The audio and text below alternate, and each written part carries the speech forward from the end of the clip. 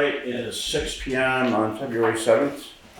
We've so get the select board meeting underway. I want to welcome everybody here to the meeting tonight. We'll start by asking are all the minutes posted where there's Yes, in the agenda was posted where it's supposed to be and all that. the warning was done yet. Alright. Good, that's what we like to hear.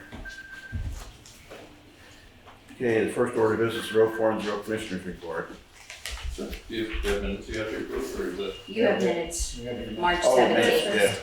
yeah. And I do have an addition to the agenda, which is the junk issue that came up this morning. It's on the top page above your agenda. So we need to add that to the,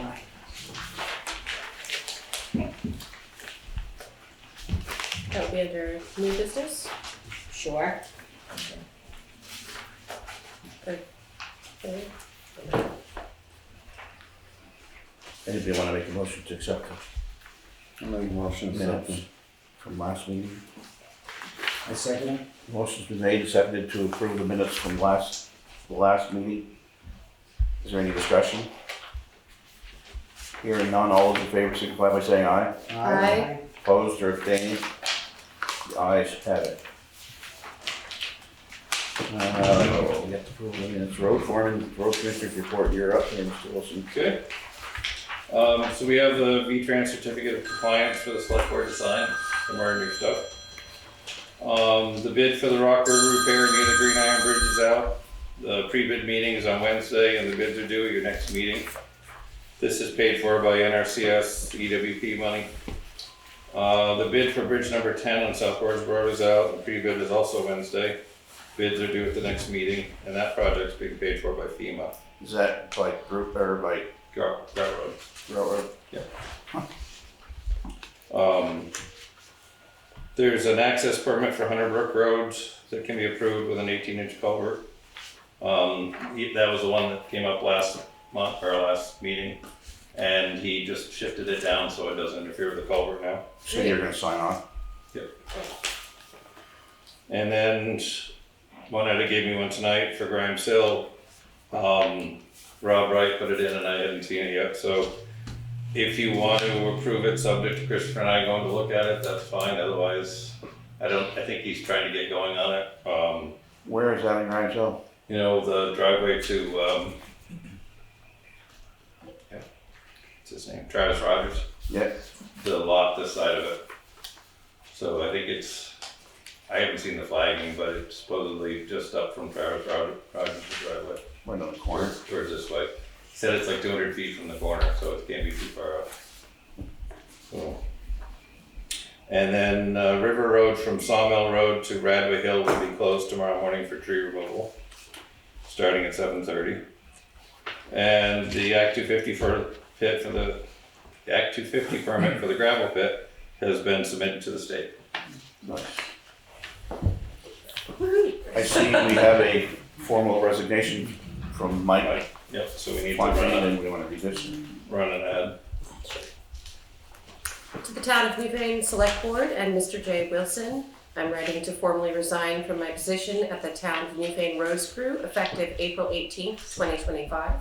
This decision was not an easy one, as I have greatly appreciated the opportunities for professional development and growth throughout my time with the Town of Newfane. I want to express my gratitude for my years spent in this role. I look forward to staying in touch and hoping our paths cross again in the future. Sincerely, Mike Fontaine. So you're gonna get this posted right off? Should be all right till you get somebody though, right? Yeah. One question I have, are you expecting on a truck? We've been doing it for the last year or so, and the budget was a little bit of a problem, so. Is it still or is it? We've got more money put aside, so I think we could probably do it. It's a long ways out right at the moment. 2 years, I heard. The bodies are. Yeah. The trucks themselves are not the problem anymore, it's the bodies. So if we got the truck, we could pay for the truck, then pay for the body separately? You They don't said to do it as a Package. package. But pay for it when they deliver it? don't actually do a regular bid, do a bid service where they're already pre-bid.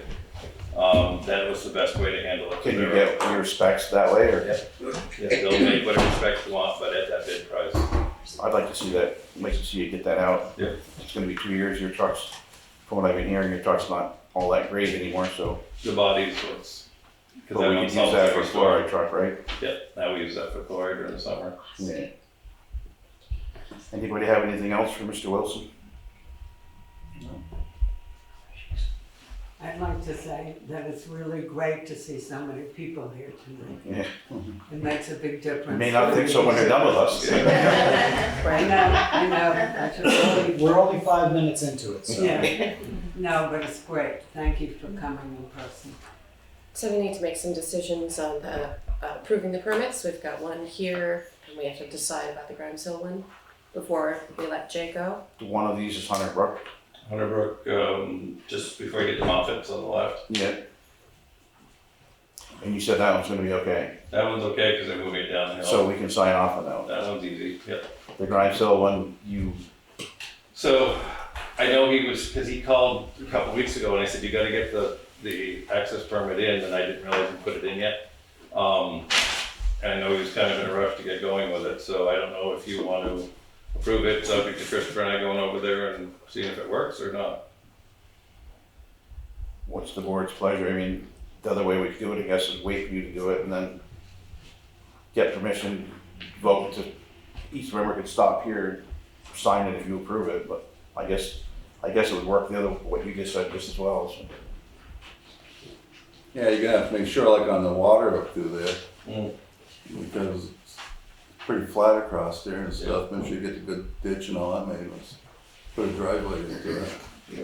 Plus, you have to go back, what, 20 feet or so? Yeah, he claims they can go in 20 feet level, so. Yeah. Yeah, just make it clear to him that he can't do anything until you guys approve it. Yep. Somebody wanna make that a motion? I make a motion, second it, Is that on both of them or Yes. just the Hunter Brook? both of them. Both of I make a motion to approve both of the permits. Hunter Brook and Grimes Hill. And then Todd has to sign it. Just a second. I second it. Motion's been made and seconded for the select board to approve both the access permits that we have, one for Hunter Brook and one for Grimes Hill. The one on Grimes Hill is pending Jay's and Christopher's approval. Is there any other discussion? Hearing none, all those in favor signify by saying aye. Aye. Opposed or abstaining? Okay, done deal. You're good to go. Thank you, Jay. You got anything else, Jay, or you? No, that's it. All right. We have to approve this. And just the V-Trans thing that needs to be signed. Didn't we sign? I thought we signed it. It's that we adopted the standards, the V-Trans Oh. standard back in Gotcha. whatever year it was. Every year we have to sign that. The whole board's gonna sign it? No, I don't remember, is that one or It's the whole the board. whole board, yeah. So we better make sure we do that before we leave tonight. Okay. Anybody got anything for Jay in the public? Questions or comments or? Oh, Jay, I got a question. When Greenmount Power, they're just gonna put the poles on the side of the road? They're not gonna be doing any of the work yet, right? They'll start setting the poles and then I'm assuming they're gonna run the lines. From what Charlie thought, that it would probably be open one lane when they're working. Okay, Through there. alright. And quick question, because I don't know anything about any of this stuff, but the 250 permit, how long, do you have any idea how long historically the state takes to approve something like that? I understand that this is maybe a fool's question, however. So we've been working on it for a couple of years, Mhm. trying to get, so the noise study, the traffic study, all that had to be done prior to putting in the permit. And now the permit's in, they'll schedule a hearing in maybe 60 days, depending on how busy they are. And then we'll go from there, whether they need more information or, I don't know. The engineers we have are very good and they do this all the time, so hopefully. The lady's name was on the board before. And Is Ann working with you, Jay? Yeah. Yeah, I've been keeping her up to date on it and she was really good going We through should the probably process. send her a letter, wanting to just asking her if she would please continue. I see where she wrote us, saying that she would if we wanted her to. We should let her know that we wanted her. Anybody else got anything for Jay? Yeah? Where are they working this year? Which for ditching, No, Freeman. Green Mountain Fire Tunnel, yeah. Oh. They're gonna reset Up or poles, down? they're gonna redo the poles on Depot Road. And that's the only thing I know so far. Oh, I thought I heard work for, Well, originally, and then, they cut some of that extra work in half, so I'm not sure just what's gonna happen. So, thanks. If the folks from Williamsville want to slow down traffic going through Williamsville, they should come up to the South Woodsville Road, see what the condition of that is, and take up the pavement. Yep. Every year. Because no one's going fast up there. Yep. Welcome to mud season. Anybody got anything else for Jay, so we let him go? Everybody's all set? Okay, thank you, Jay. Right. Thank you. Good night. Yep.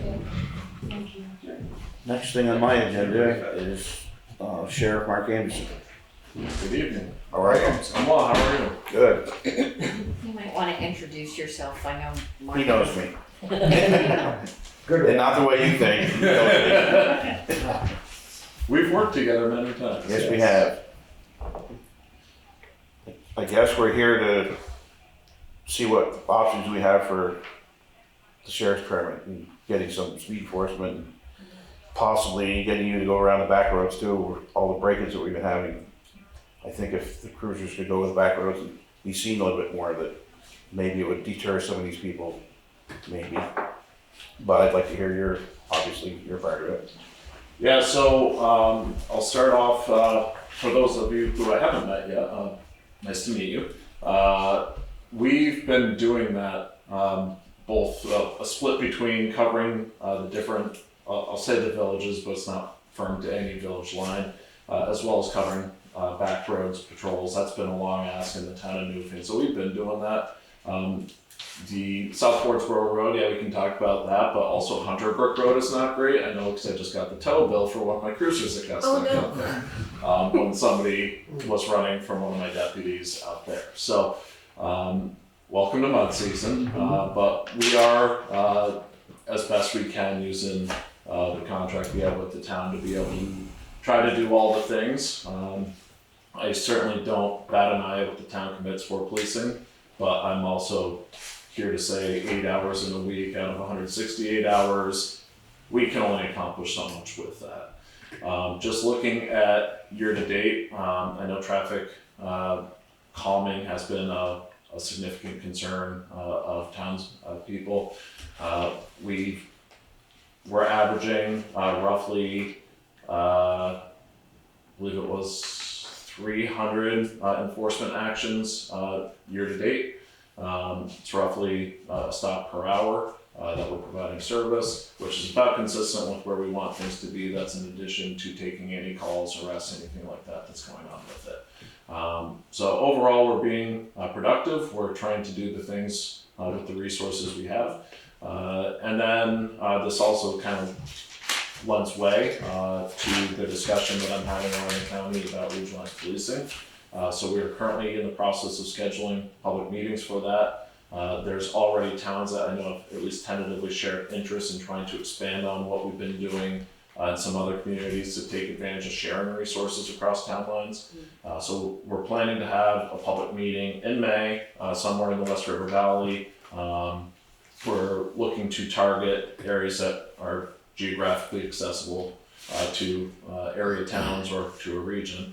So we'll have one in the West River Valley, the Connecticut River Valley, and then somewhere on the southern county line, Marlboro-ish type area as well. Let me know when we can go get the fire department for the night. We can do that. And that's really what we're looking for, is what works for people's schedules, what's accessible, and so really that will be a great opportunity. With that, it kind of ties into what most people in Windham County have been saying in towns that don't have police departments, is they want more. And it's expensive. So we're trying to find a way to do it with what we have. And I still believe that this project is the way that we can cross the line of providing more without having to spend more. It's just structurally, the system doesn't make sense. So, I'm happy to go into specifics. If there's anything you want to hit on. I think I'm the only person who's heard all of this information from you, so as much as you'd like to share, that would be great. Yeah, I'll give my real brief stump speech, which is basically we've been operating what I call 60% solution. That's a contract that we enter into with the town. I say it's a 60% solution because it works. It does, for the most part, what people want, but there's always the gripes and complaints of what it's not doing. And so the relationship of contracting for services, from a very business sense, not talking about the service that we provide itself, I, as a contractor, am providing you the service that the contract says, and you, as a recipient of services, are paying for it. So if we don't satisfy it, we don't get money. So it behooves me, on the business side of things, to say I'm going to make sure that Newfane gets what it paid for. It doesn't behoove the public when an emergency happens somewhere that we did not schedule. It does not behoove me as the contractor when the emergency happens right next door, and then it's the game of, well, who's going? The state police, the sheriff's department. Well, I called so-and-so and they told me to call somebody else. And so what we're trying to do is say, how do we gain buy-in with people to say, let's contribute to the cost of the service that then pays to deliver the service. You've seen models like this before. Whether it's solid waste management, I know that there's pain points with that discussion as well. Emergency medical services, pain points with that as well. And so what we're looking at is how do we not only say how do we provide the service, but then also how do we navigate the governance of it, which then brings in the funding of it.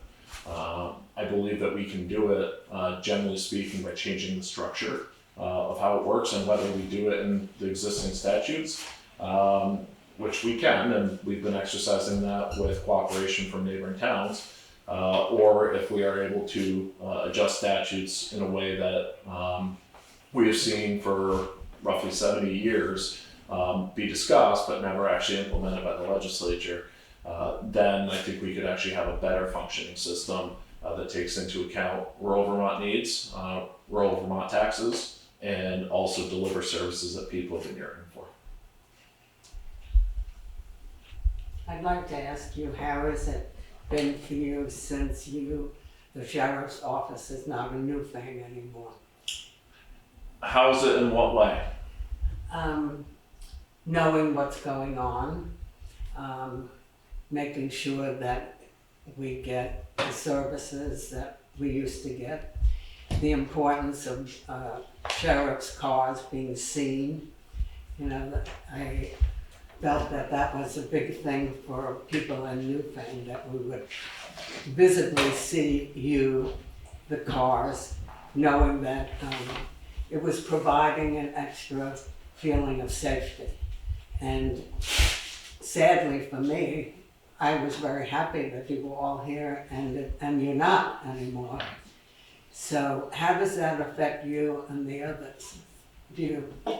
I appreciate the question. So we're operating the same model that we had probably operated for the last 15 years, if not longer than that, where our deputies have take-home cars. And the reason that's important is my office actually does not see most of my deputies, or vice versa, on any given day of the week.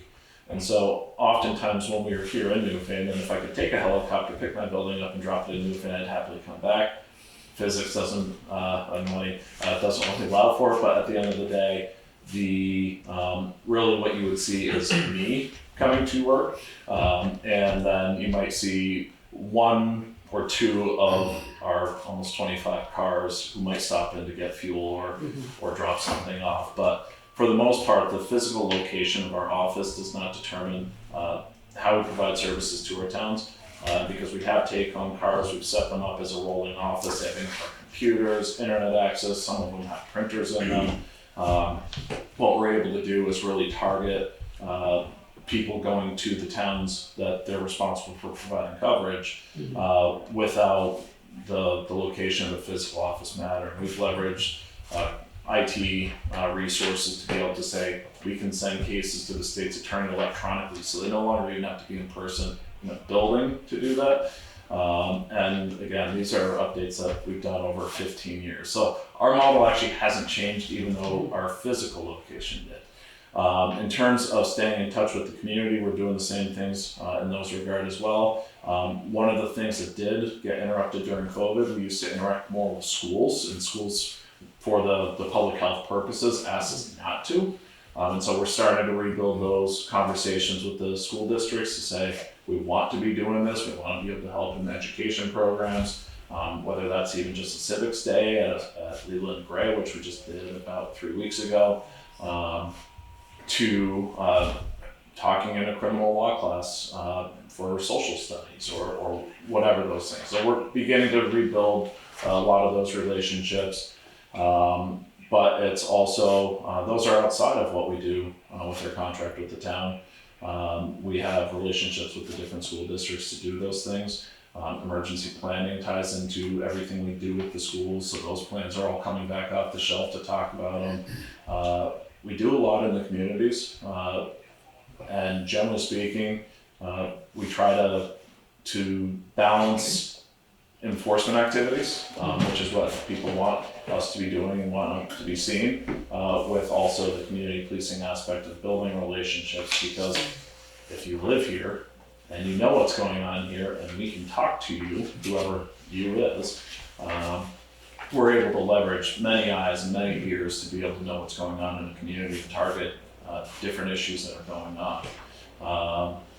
So generally speaking, I don't see the location of our office as an impact, other than the one thing or two things that I know were affected is getting forms, which most are available online. So that was actually one of our discussion points of how do we leverage what people already know how to do or are able to access, talking with libraries to say, can they access forms for you since they're all online now. And then the other thing that went by way of the dodo was our drug take-back bin, which if people had unwanted medication, they could drop it off at our office. There's rules from the DEA on how that works. So what we did was we messaged out alternative locations, including at Messenger Pharmacy up in Townsend, where you can do that. There's just not a lot of places authorized by the DEA that can host them. It's usually a pharmacy or a defined secure perimeter of a law enforcement agency. So there were conscious decisions made about how we can deal with those things so there's minimal impact. We tried every other idea we could think of, including working with rescuing fire departments and whatnot, saying could we rent out a small room that we could have, and it came back to some of the security requirements for the DEA, which is why none of those happened. Well, first of all, thank you. You clearly are doing a lot and you're very conscientious about that. But when you were just talking about the different programs you would like to have, I think it would be great to have liaisons between your sheriff's department and select board here, to know and maybe to get volunteers to work with you and communications, because other than that, I mean, you can't come here all the time and you're quite busy, but maybe something could be set up where we know that we can have access to you or have people come here on certain dates to let us know what's happening, what can we do to help. Happy to do all of that. The other thing, and I know some people are familiar with it, we have an online system, we call it STARS, it's the Sheriff's Town Activity Reporting System. And so that's what we track, what's going on with the towns. And it's all public information, there's nothing sensitive in it. But that's what we provide to each town, and we give the town access to log in and see it. So that's updated as the deputies are doing work, so we can communicate to towns in a reporting fashion. But certainly having deputies stop in at the town office, we do that. Coming to select board meetings, we do that. So all our possibilities, and certainly Juanetta has reached out to me many times. I hope I'm responsive enough. But we try to we try to stay in good communication with the towns. That's the work we want to be doing. So if you have any pointers for me, I'll take them. But at the same time, we are doing a lot of things. I have a question for you. Particularly when you're talking about schools, for, let's say, junior high or high school kids who are involved and often need special credits to achieve for their graduations that they would be interested in. I imagine that a lot of them would be. That maybe some activities could be started with that, with your office and then different towns. I would love to see that. Question for you. I'm curious, I know in our conversations in the past, you have said that Sheriff's Department is completely staffed, which is unusual for Vermont.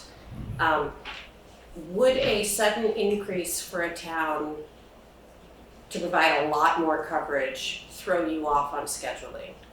Right now, yes, Yes. but we're also adaptable. Okay. So just a brief explanation of our recruiting training pipeline. It takes me about 12 months to take a person from no experience, get them taught, trained, qualified, and then on the road, ready to go. I'm always hiring because I never know what's coming. And what we've been dealing with over the last 4 to 5 years is a long list of people saying we want more. So we've been actively hiring, even if we don't necessarily have the assignment, to say we know that there's demand, and so if one doesn't pan out, another will. And I mean, that's to a degree hoping that we don't pay the piper later on when it's like we've hired too many people and now we train them and pay for those expenses and we don't have something for them to go. But given the nature of the law enforcement landscape in Vermont, I'm also confident if we trained too many people and we had to pay the penalty on paying for someone's training and find another agency for them to work at, there's others hiring. They remain local, it's local talent, basically. The biggest detriment that I see right now to hiring and retaining personnel, people can't afford to live here.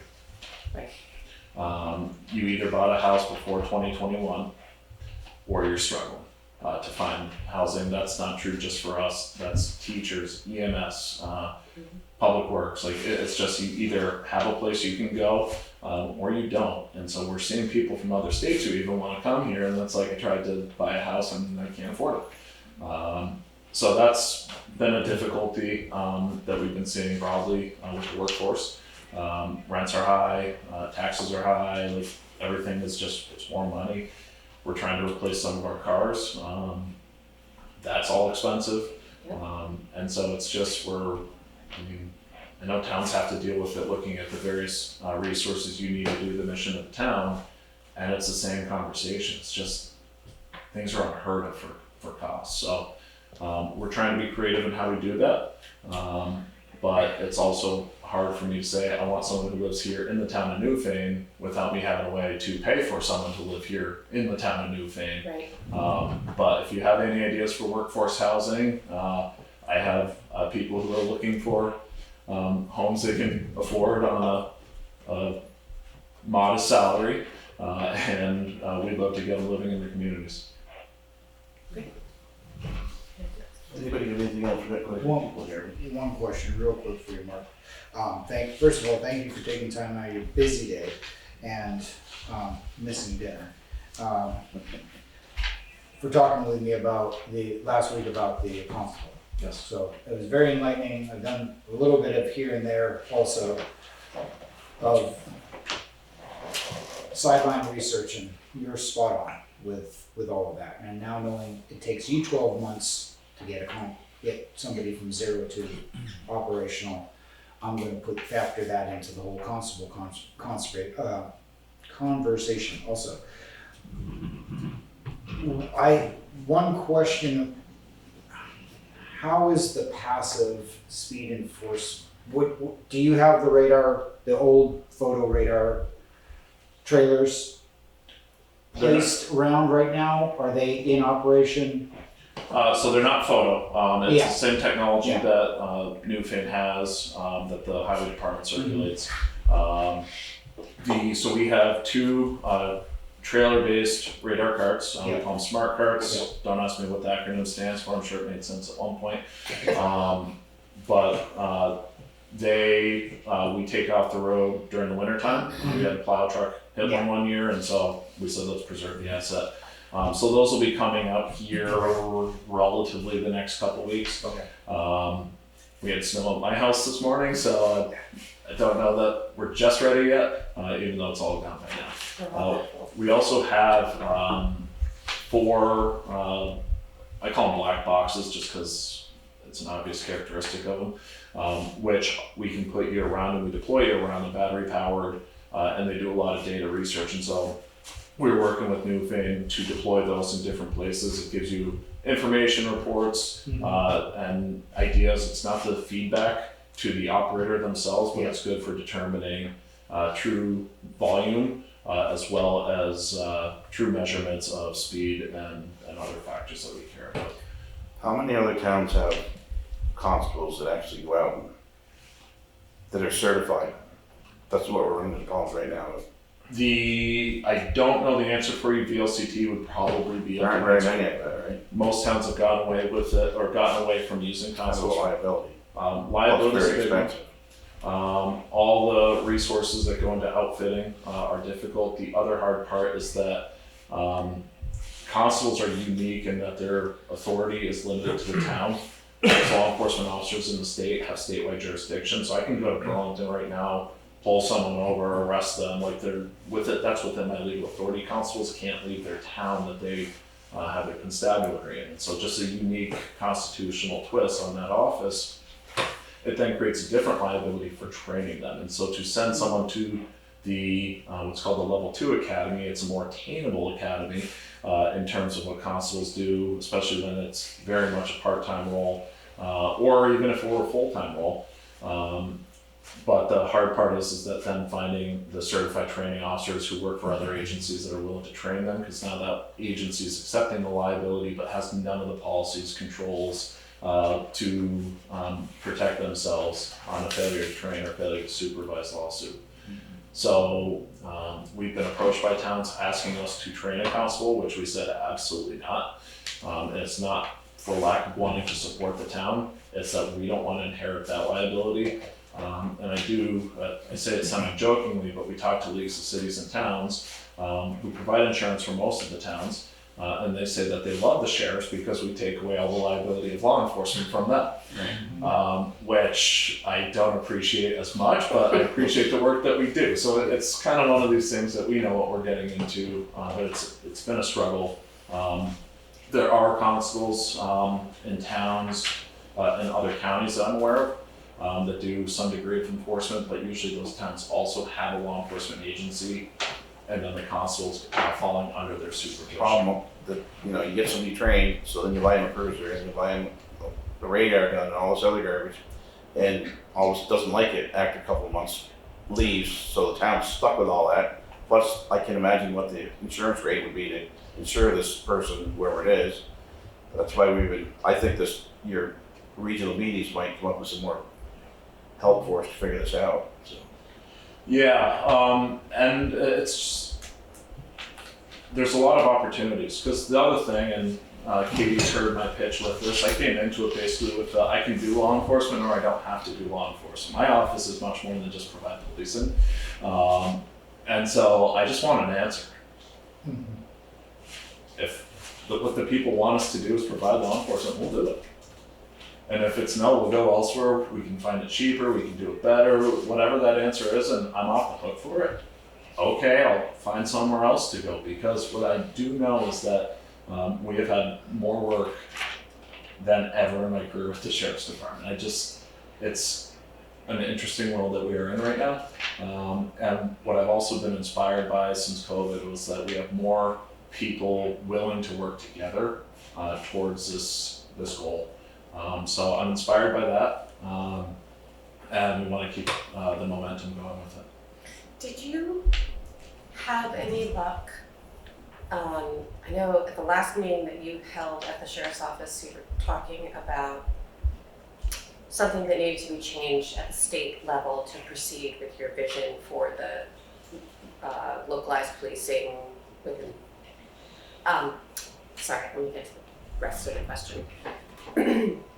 Did you have luck with that? Did that actually move forward? Is that happening for this session? Is that the right word? A bill has not been introduced, and I specifically asked that it not be introduced. Okay. Because we wanted to have the public meetings before we crafted language that then people would say we weren't heard. So we've been very careful in trying to walk the balance of enough thought and research to present a full picture, a full draft picture to the public, without also balancing the need for public input on it. So my goal is that we are able to have all the meetings before the end of the session. So even though the bill would not get taken up this year, we want to have one introduced before the session ends. So that would ideally be taken up next January at the earliest, if the legislature felt equally compelled. When we were talking with the towns in Windham County, there's 23 towns, 19 without police departments, there were 17 interested in the conversation. 2 that weren't said it's not that we're not interested, it's just we're not interested right now, and that's fine. We're not trying to force it on anyone. We're trying to say how do we work with people who want to be part of it, because it comes with a cost. And at the end of the day, even if people want to be part of it and they say we can't afford it, I can't hold that against them. I just also can't buy a car for free. And those are just absurd themselves.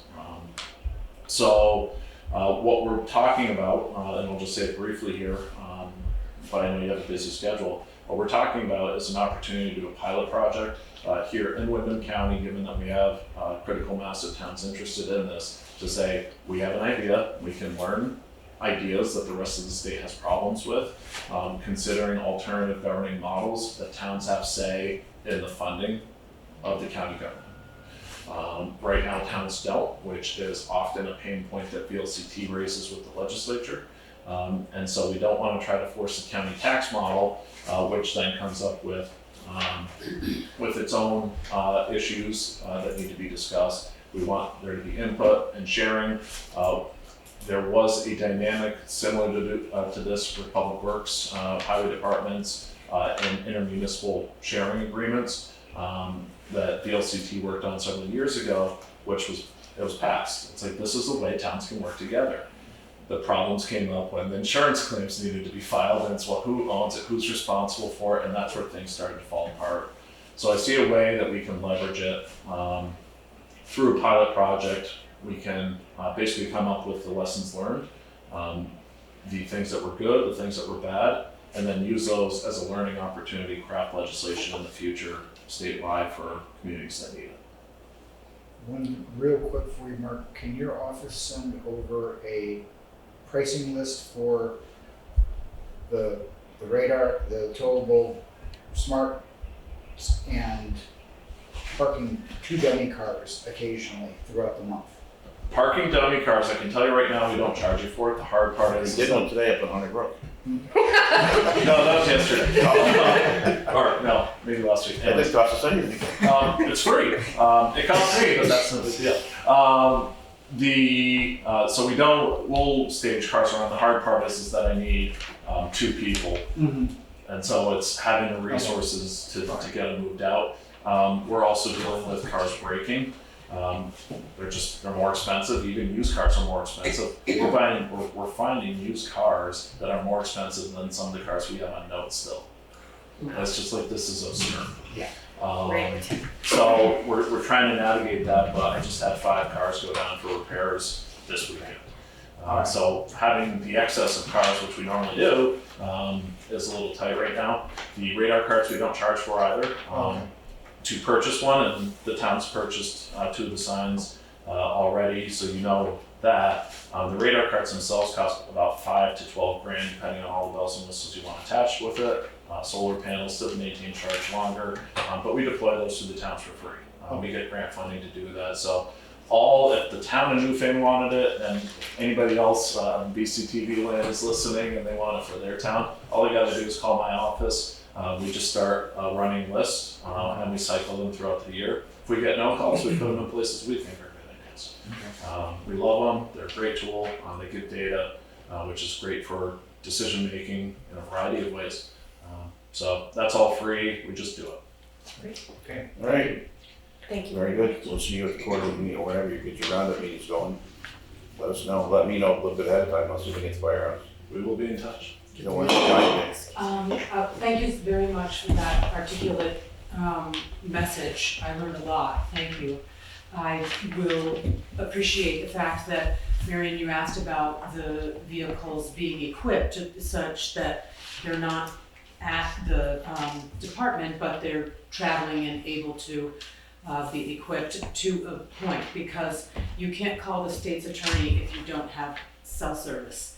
So that's an age-old argument, and I'm sorry for bringing that up, but just to point out that some of those things can't be actuated from the vehicle without cell service. So we've actually, the cool thing is that, while you're absolutely right, cell phones don't work if there's no coverage. We have systems that work offline, and so we can submit them, and then once they return back to the internet connectivity, then it works. I see. So we have a lot of stuff that works offline. We also have abilities to communicate that are not cellular based. So we have workflows designed for rural Vermont, and it's funny when we talk with different stakeholders to say, like, we have a way around this. It's not ideal. It'd be great if we had cell service like the cell phone companies say we should. But what's one of the new advents that is pretty slick is satellite communication. Sure. And so we've been able to leverage that to a degree in some of the more remote areas. And then we also have maps of where Wi-Fi access points are. So with the right security technology, we can pretty much access all the things we need to do.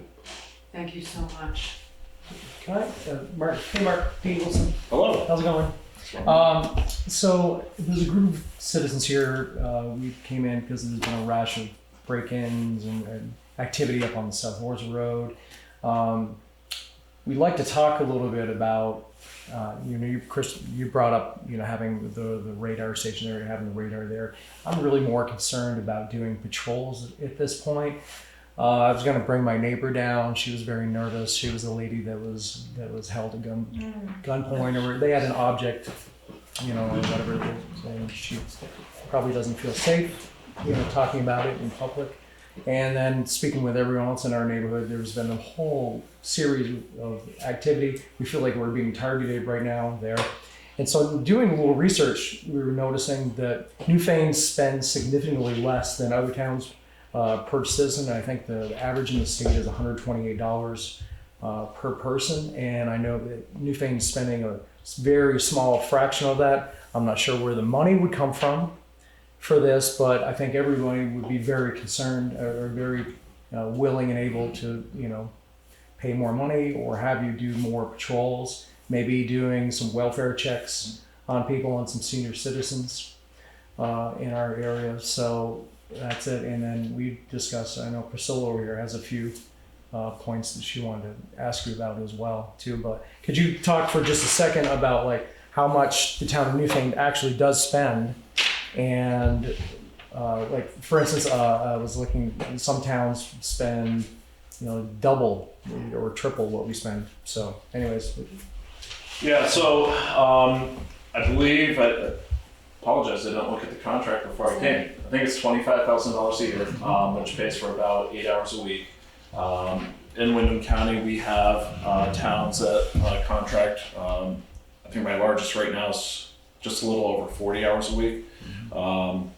And so what we've been doing as part of the regionalization project with Putney and Westminster is that they both pay for effectively a full-time deputy each. We share them across the two towns. And so with that, they get the feeling that there is at least 16 hours a day, 5 days a week of coverage. And so if the deputy's physically in Putney and the call comes in Westminster, they just go. And so that just makes sense. So it's a lot harder when I have Newfane at 8 hours a week, Athens at an hour a week. Then I have Jamaica at 20 hours a week, and so like we start trying to put that together with the vehicle, the human resource, to get them to the places they need to be. And then what happens when more than call happens at once across all these towns? So that's where this contract model again is like the 60%. Like I can only split them up so many times. So the regionalization project is really trying to look at how many resources do we need. We can look at that by broad call volume and other data points to say like this is how many should be on a shift. We can also look at geography, who makes sense together. Marlboro and Newfane make sense together. Does Newfane and Jamaica make sense together? That starts to get a little bit tougher. Townsend's obvious. And then Wardsboro. And does Wardsboro make more sense with Dover? And so like it starts to turn into all these really interesting, unique conversations, which is why we think public input's needed for that. And we'll get to the select board, the dates, and try to leverage any communication systems we have to interested parties, but we'll be publishing press releases as well. So to that end, what's the right amount? That's the hard thing. My personal belief is that everybody needs to have access to law enforcement 24/7. I know what that costs, so I'm not trying to say every town needs to have 24/7 law enforcement. How do you have access? And so that's really what we're trying to get to, is say, how can we share with others the cost? Everything I do is in the expense column. Sure. Everything the town does is in the revenue column when it comes to law enforcement, from my perspective. And so that's where we have to have this conversation, say there is a cost of what policing is going to be. But at the same time, people want to feel safe, and I'm hearing it more often now than also ever before, that people don't. Right. Well, everyone in our neighborhood is on edge. I mean, a lot of people, and the person that was held up, I've known her my whole life. She's been a taxpayer since 1959 here in the town of Newfane, and she's very pro having more for them. She's also very disappointed in the state police too, that there hasn't been a lot of follow-up. We'd like to see some activity, or at least some sort of a liaison maybe between the town and the police department. So anyways. You could probably take us all off of the unscheduled visitors portion of this. But we'll add our time now, and I'm a neighbor of Dean's as well. I live next to Sylvia. Can I have your name? My name's Elia, E-L-I-A, Hamilton. Thank you. And I had some theft occur on our property as well a few years ago. And what I'm noticing in speaking with people who have had thefts occur on their property or other things that have happened is there is the big disconnect. Like you said, there's no liaison. So for me to go directly to the state police, only goes so far. And I understand that their workload is huge, probably more important than my stolen trailer, for sure. The things that they accomplish are more important, I think, to the overall health of the state. But we have no avenue right now. We have no investigative team that we can rely on. They're just not going to put in the hours that we need to solve these crimes. And so that's, I think, from a citizen standpoint here and a taxpayer, that's what is important to us. And the follow-up. There's the prevention side, obviously is critical, and we want to see more of that, but there's also the follow-up that I think that we're just not seeing. Mark, real quick, let's say we go Wardsboro, Townsend, Newfane, all the way to South. And trailer gets stolen. You guys so the state police right now are the ones that are doing these theft investigations, even if you guys are called, or how is that working? Because I'm not 100% clear. I don't know, so I just need a little clarification. I'm going to explain it in a couple different ways. So in Putney, Westminster, the towns like Newfane have signed contracts that we call supplemental policing service. So I have deputies who are trained to do, or trained with the same academy, same instructors as the state police. We have a statewide academy that does the same things. I have death investigators. I have motor vehicle investigators. Like we have the things. It's where do we have the things? And so If I have a death in Putney, and we're covering the town of Putney, we will take it, we will investigate it. We're there between Putney and Westminster 80 hours a week, so approximately a little less than 50% of the time. Whereas if I'm in Marlboro and the death happens in Newfane, or the burglary happens in Newfane, the state police would get it because we're covering the Marlboro contract. And so that's part of that 40% of frustration is my business end is I have to do the work, or I have the town of Marlboro or Newfane. So the where we are is kind of part of this breakdown of the contract model, which is I satisfy each individual contract, and we schedule our people, and our crystal ball is just as broken as everyone else's. So in the Putney Westminster shared services model, the services are there, we get called, we investigate, we deal with the domestics, we deal with the sex crimes, the welfare abuse crimes of children, and when we're not there, then it goes to the state police. Different model, not happening anymore, but the town of Vernon had a full-time police department. The town wanted to save money with the closure of the plant. They entered into a contract with us for primary law enforcement coverage. So we were there 24/7, 911 response, everything went to us. The difference between that primary service and the supplemental service is really cost. Okay. But if the town of Newfane were to designate my agency as your 911 responder, so what happens when you dial 911, who answers the phone? Right now it's the state police, that's who's designated for 911 as the agency. If you say it's going to be me, I have to be able to do all the 911 response. So what's it going to cost to do that? Okay. With the regionalization project, I think we can get there without a significant liability to the town for cost. So that's why we're trying to say, how do we have this conversation and what's an acceptable level of service? It's one deputy in the West River Valley, and is it 2? Is it 10? Is it 100? I don't have 100, but like, what do the people want? Because at the end of the day, I'm the cost column. So right now, what you do, the money we're paying out is pretty much just traffic control stuff. You don't do much of the criminal stuff like that. That goes right to state police. So like Todd was saying is, we did increase, even if you double that money, at least you're on the back road traveling. And if they do have a call, if nothing else, you're close enough by, you can keep them detained until the state cops show up to take over to put the rest of it on, I think, because How does that?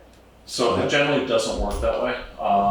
no, but I know one other time we asked you the same question once, and that's on the year we went with the state police. I don't know if you were on the board at the time or not, but you know, they said we don't do criminal.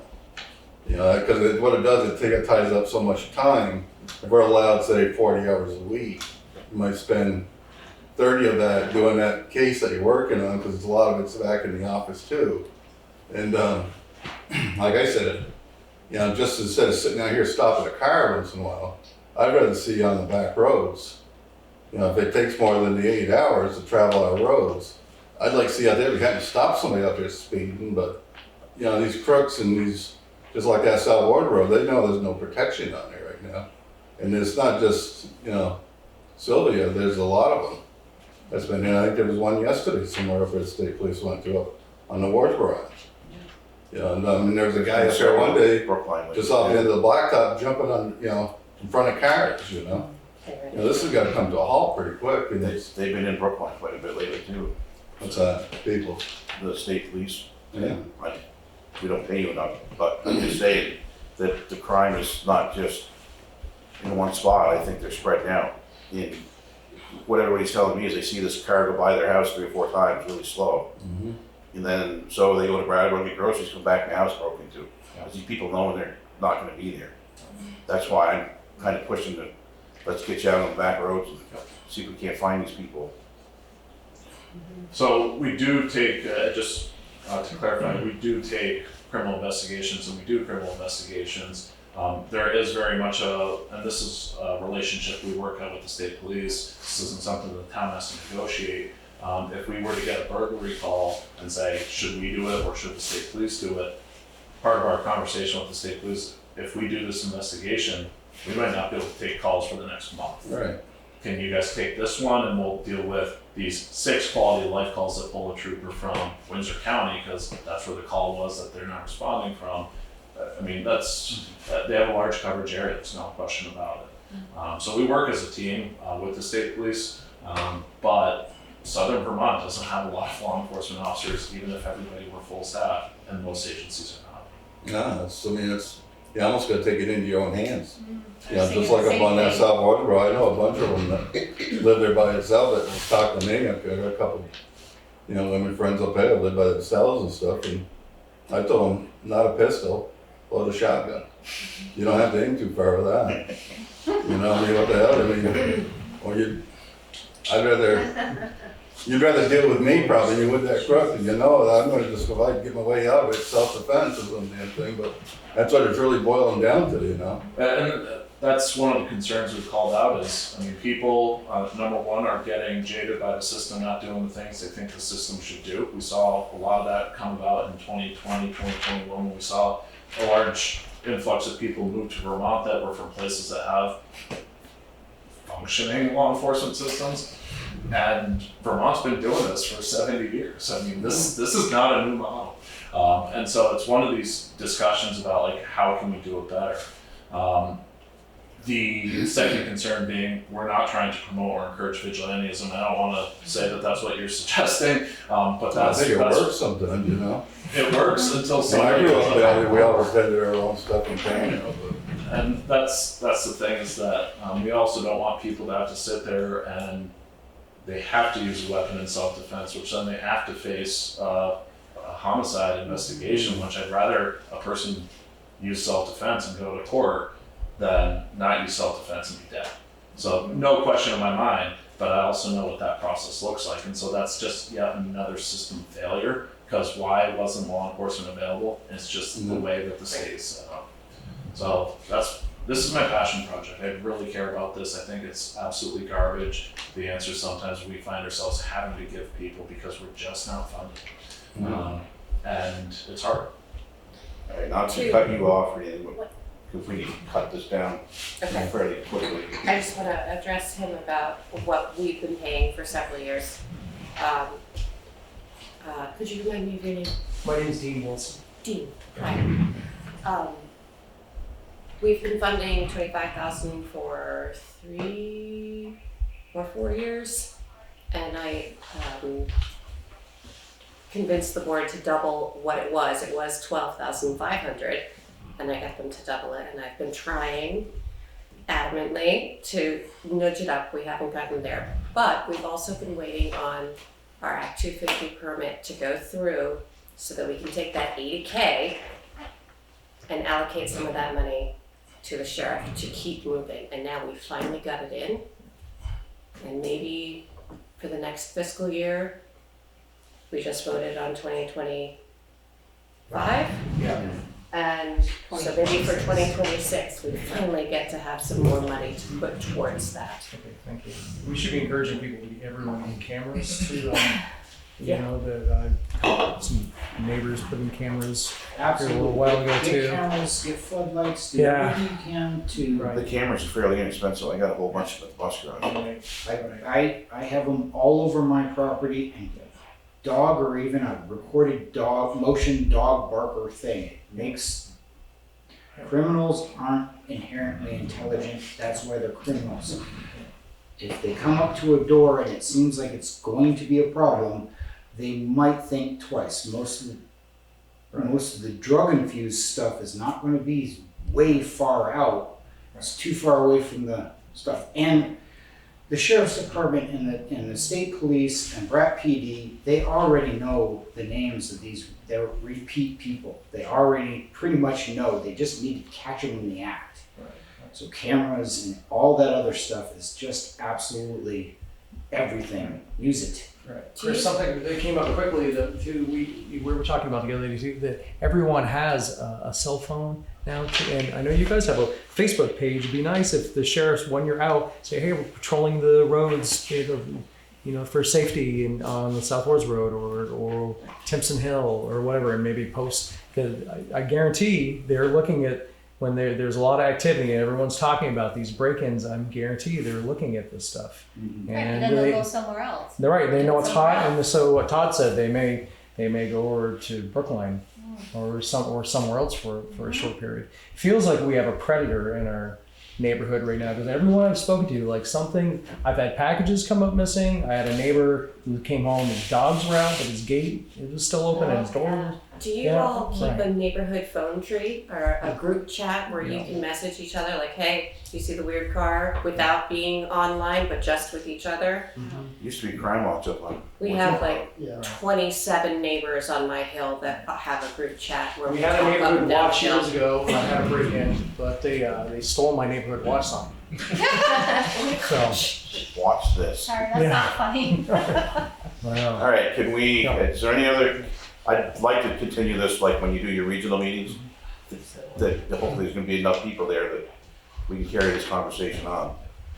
I'm not trying to throw you out. I don't know, I mean, this is not necessarily, we came as unscheduled members of the public, but you happen to be here, which is very handy. But I feel like, you know, what should the expectation be? I mean, that our friend who was a neighbor who was burglarized and she hasn't heard anything from the state troopers, and our neighbor whose mail was stolen, and the wife of the man who stole it contacted her and said, hey, what's your mail doing in the front seat of my husband's truck? You know, she called the troopers about that, and we were not hearing anything. Isn't it a reasonable expectation to think that you would get some information back? Or, Well, maybe what we should do it's is, not your organization, I know. what we ought to do as a board of selectmen is invite the state police to come to our meeting. Well, that's really who we're here to talk to, it's not you. It's, you know, we're here to talk to you about this Well, there's the because, protocol. you know, yeah, we have 6 new cameras on our house since, you know, the robbery. You see one big bear out there. But you know, all of a sudden, I mean, you know, we don't have a gun, we don't have a dog. You know, what do we feel like sitting ducks? So, I'm picking my words carefully because there's so many answers and I know that we're short on time. What's the expectation? I think you delivered the expectation because, I mean, you're the resident, you're the taxpayer, you're the one with the expectation. What does the state give us? We have the state police, which are by law for promoting general policing of the state of Vermont. What does that mean? The law's not clear. And then towns have the authority to raise funds for municipal policing, and so that's part of what the select board can do. I'm actually not required to do law enforcement whatsoever. The statute does not require me to do it. We're just enabled to. Yeah. And so the reason we provide the service is because we've long recognized there's a gap between what a town can do versus what they're allowed to do, and then what the state does. So what should you do with this specific circumstance, with the mail, with complaint with the state police? If you're not getting the follow-up that you feel you should be getting, I would encourage you to talk to a supervisor with the state police. You should be able to call right into their dispatch and ask to speak to a supervisor. There's one on each shift. It's not like, hey, it'll be in Tuesday. There's one on every shift. And then Lieutenant French is the barracks commander. If you can't get a hold of a supervisor, I will ask to reach out to him. I know that he's come into select board meetings with myself as well, to be able to talk about things. So that's what I would recommend is follow-up steps, because I have no control over what the state police do. Right. As I Chris say, I'm really not talking would- to you. I want the select board to know this also. You know, I'll give Lieutenant French a call tomorrow, Okay. and, Specifically, basically, so we can get your questions answered. yeah, so. And it'll be scheduled out on your, watch the scheduling for the meetings, because it'll be on that schedule. So you know when to be here to talk to him. I'm sure you don't think they're doing anything, but I'm sure they are definitely doing stuff, the detectives and all that stuff. And it could be stuff that they can't pass on to anybody. But Lieutenant French, hopefully we come down and discuss some of that with you. Thank you. Yeah, thank you. Thank you, Mark. All right, thank you very much. Anybody else got anything? Because I want to move on, but if you got something, I'm not gonna stop you from saying something, so. I'm All right. really interested in the regional We all are. It's going to be called, Yeah. yeah. Okay, thank you very much. Thank you, Mark. Appreciate it. Appreciate it. Great evening. Thank you. My pleasure. Good night. Thank you very much. Green Peaks Dispensary, Jason Freeman. Yes, You're up. I am the owner at 386. I own the property, and myself and my business partner George Lazarakis is on. The dispensary is on the Zoom right now. And just to give you guys an idea of what we're looking to do, we've built a great relationship with the community. We really appreciate, the accepting that, that everybody's done for us, the business people have given us. So we're looking to give back a little bit and have a party outside, nothing crazy, not like, but outside we're gonna have a band playing, which is one of our employees. She's an older woman, she's awesome. She plays 70s, 80s kind of stuff. And then we're gonna have a food smoker from Peter Havens. We're also gonna have some local vendors from Townsend come and speak about the product and stuff like that. We're gonna be doing some sales. And as you probably know, there will be beer sales as well, which I wanted to speak with you about, just some of the logistics of that. And that's the plan. And myself and George and our manager and such, we have a pretty good plan as to how we want to set this up safely and logistically for the property. And any questions from you guys would be. You're gonna be able to keep the traffic off of Route 30? What's that? Are you gonna be able to keep your traffic off of Route 30? I believe so. I don't see. Yeah. Because if you know, the parking lot there is very large. So what I want to do is I want to block off we're going to cone it out so the whole, when you can't make a right into the parking lot, you're only going to be able to go left. And we have a ton of room on that left side. So that's where people will park. And then once the other side of the cones will have the food and the band and the vendors and all that kind of stuff. Have you talked to any of the neighbors, let them know you're gonna be doing this in case of I've noise? talked to some people in the Duttons, but I can speak to them a little bit more. I But might just want to touch base with the neighbors, just to let them know what's gonna go on. okay, okay. Do you have dates for your event? Yeah. Do I have something? Do you have dates for the event? Yes, it is. We have it listed as 418 and 419, but 418 is not going to be the event. 418 is just going to be an inside event for a local cultivator to just come in and speak and do his thing. But the real event will be Saturday the 19th. Is it just one day? Yes. Can you give us the times? Yes, right now we are scheduled for the food smoker to get here at 12. So we're planning on basically doing the outside part of the event from around 12 to 3, maybe 4. But we don't want to do it too long. We don't want to let it get, So we're going to keep it, very tame and we're going to make sure we patrol and make sure no one's doing anything they shouldn't do. We're going to have signs outside that, say obviously no usage on the property, which is something that people know, but obviously it's going to need to be reinforced that day, and it will be. Now, when I spoke to you earlier, Yep. did you talk to your vendor I about did. the outdoor consumption? I did, and he or she actually told me that she took care of what she needed to on her end. I don't know, has she contacted the town? Not yet. Okay, I will speak with that person and Zach Corbin, who's the owner of Peter Havens, and I will make sure that they touch base with you guys and make sure all is well. As long as they go through the Vermont liquor. Yep, that's Okay. what they said they did do, but I will make sure that is. That's exciting. Yeah, so please come. We're gonna have, even if you don't consume cannabis, doesn't matter because you can't anyway there. But we'll have good food and good music. Are and we'll have some you gonna games. have somebody that's licensed to do the alcohol stuff? Yes, yes. Who's that gonna be? It's someone from the Peter Havens restaurant, and this person apparently does the smoker truck and whatnot. But I can get more information. Just wondering if you should bring a copy of that up here so we have it on file. Yeah, I can do that for you guys definitely. We have catering licenses and whatnot and all of that. Happy things for doing that. The partner Great. is, George, would you like to say something? He's on. He I think can you're on only- mute, G. Hello, everyone. Hey, Joe. Hi, George. How we doing? Yes, as far as the liquor permits or licenses, I think that is all, I'm pretty sure that's all under Zach. He has those and employee who is running the barbecue station will be presenting his licensing or permitting for that. Well, I can make sure we'll get you guys that, We well should have it ahead of on time, file so in you case something have happens. that. I'm sure Zach has, yeah. For sure. Perfect. Yeah. As long as we have those copies, Right. it's fine. Okay, yeah, that's our plan. We just want to get back, have a nice day. Hopefully the weather's good. Yeah. Is this complimentary? What's that? Is this complimentary? People come in and just go up and get a plate of food? Well, they'll have to pay for okay. that, Okay. but the prices are gonna be Yeah, reasonable. okay.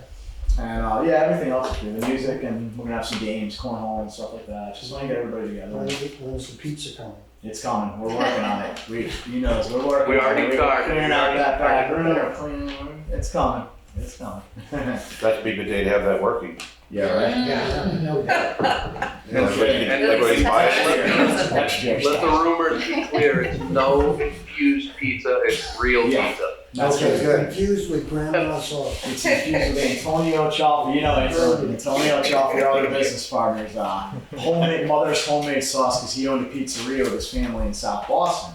So and George knows a lot more than me. He's been there a bunch of times. I mean, it'd be it's pretty phenomenal, right, buddy? Yeah, it's his mother's dough recipe, it's his mother's sauce recipe, his mother's meatballs, and he was born in Naples, Italy, and came here when he was 5, so it's gonna be dynamite. Yeah. Excellent. Yeah.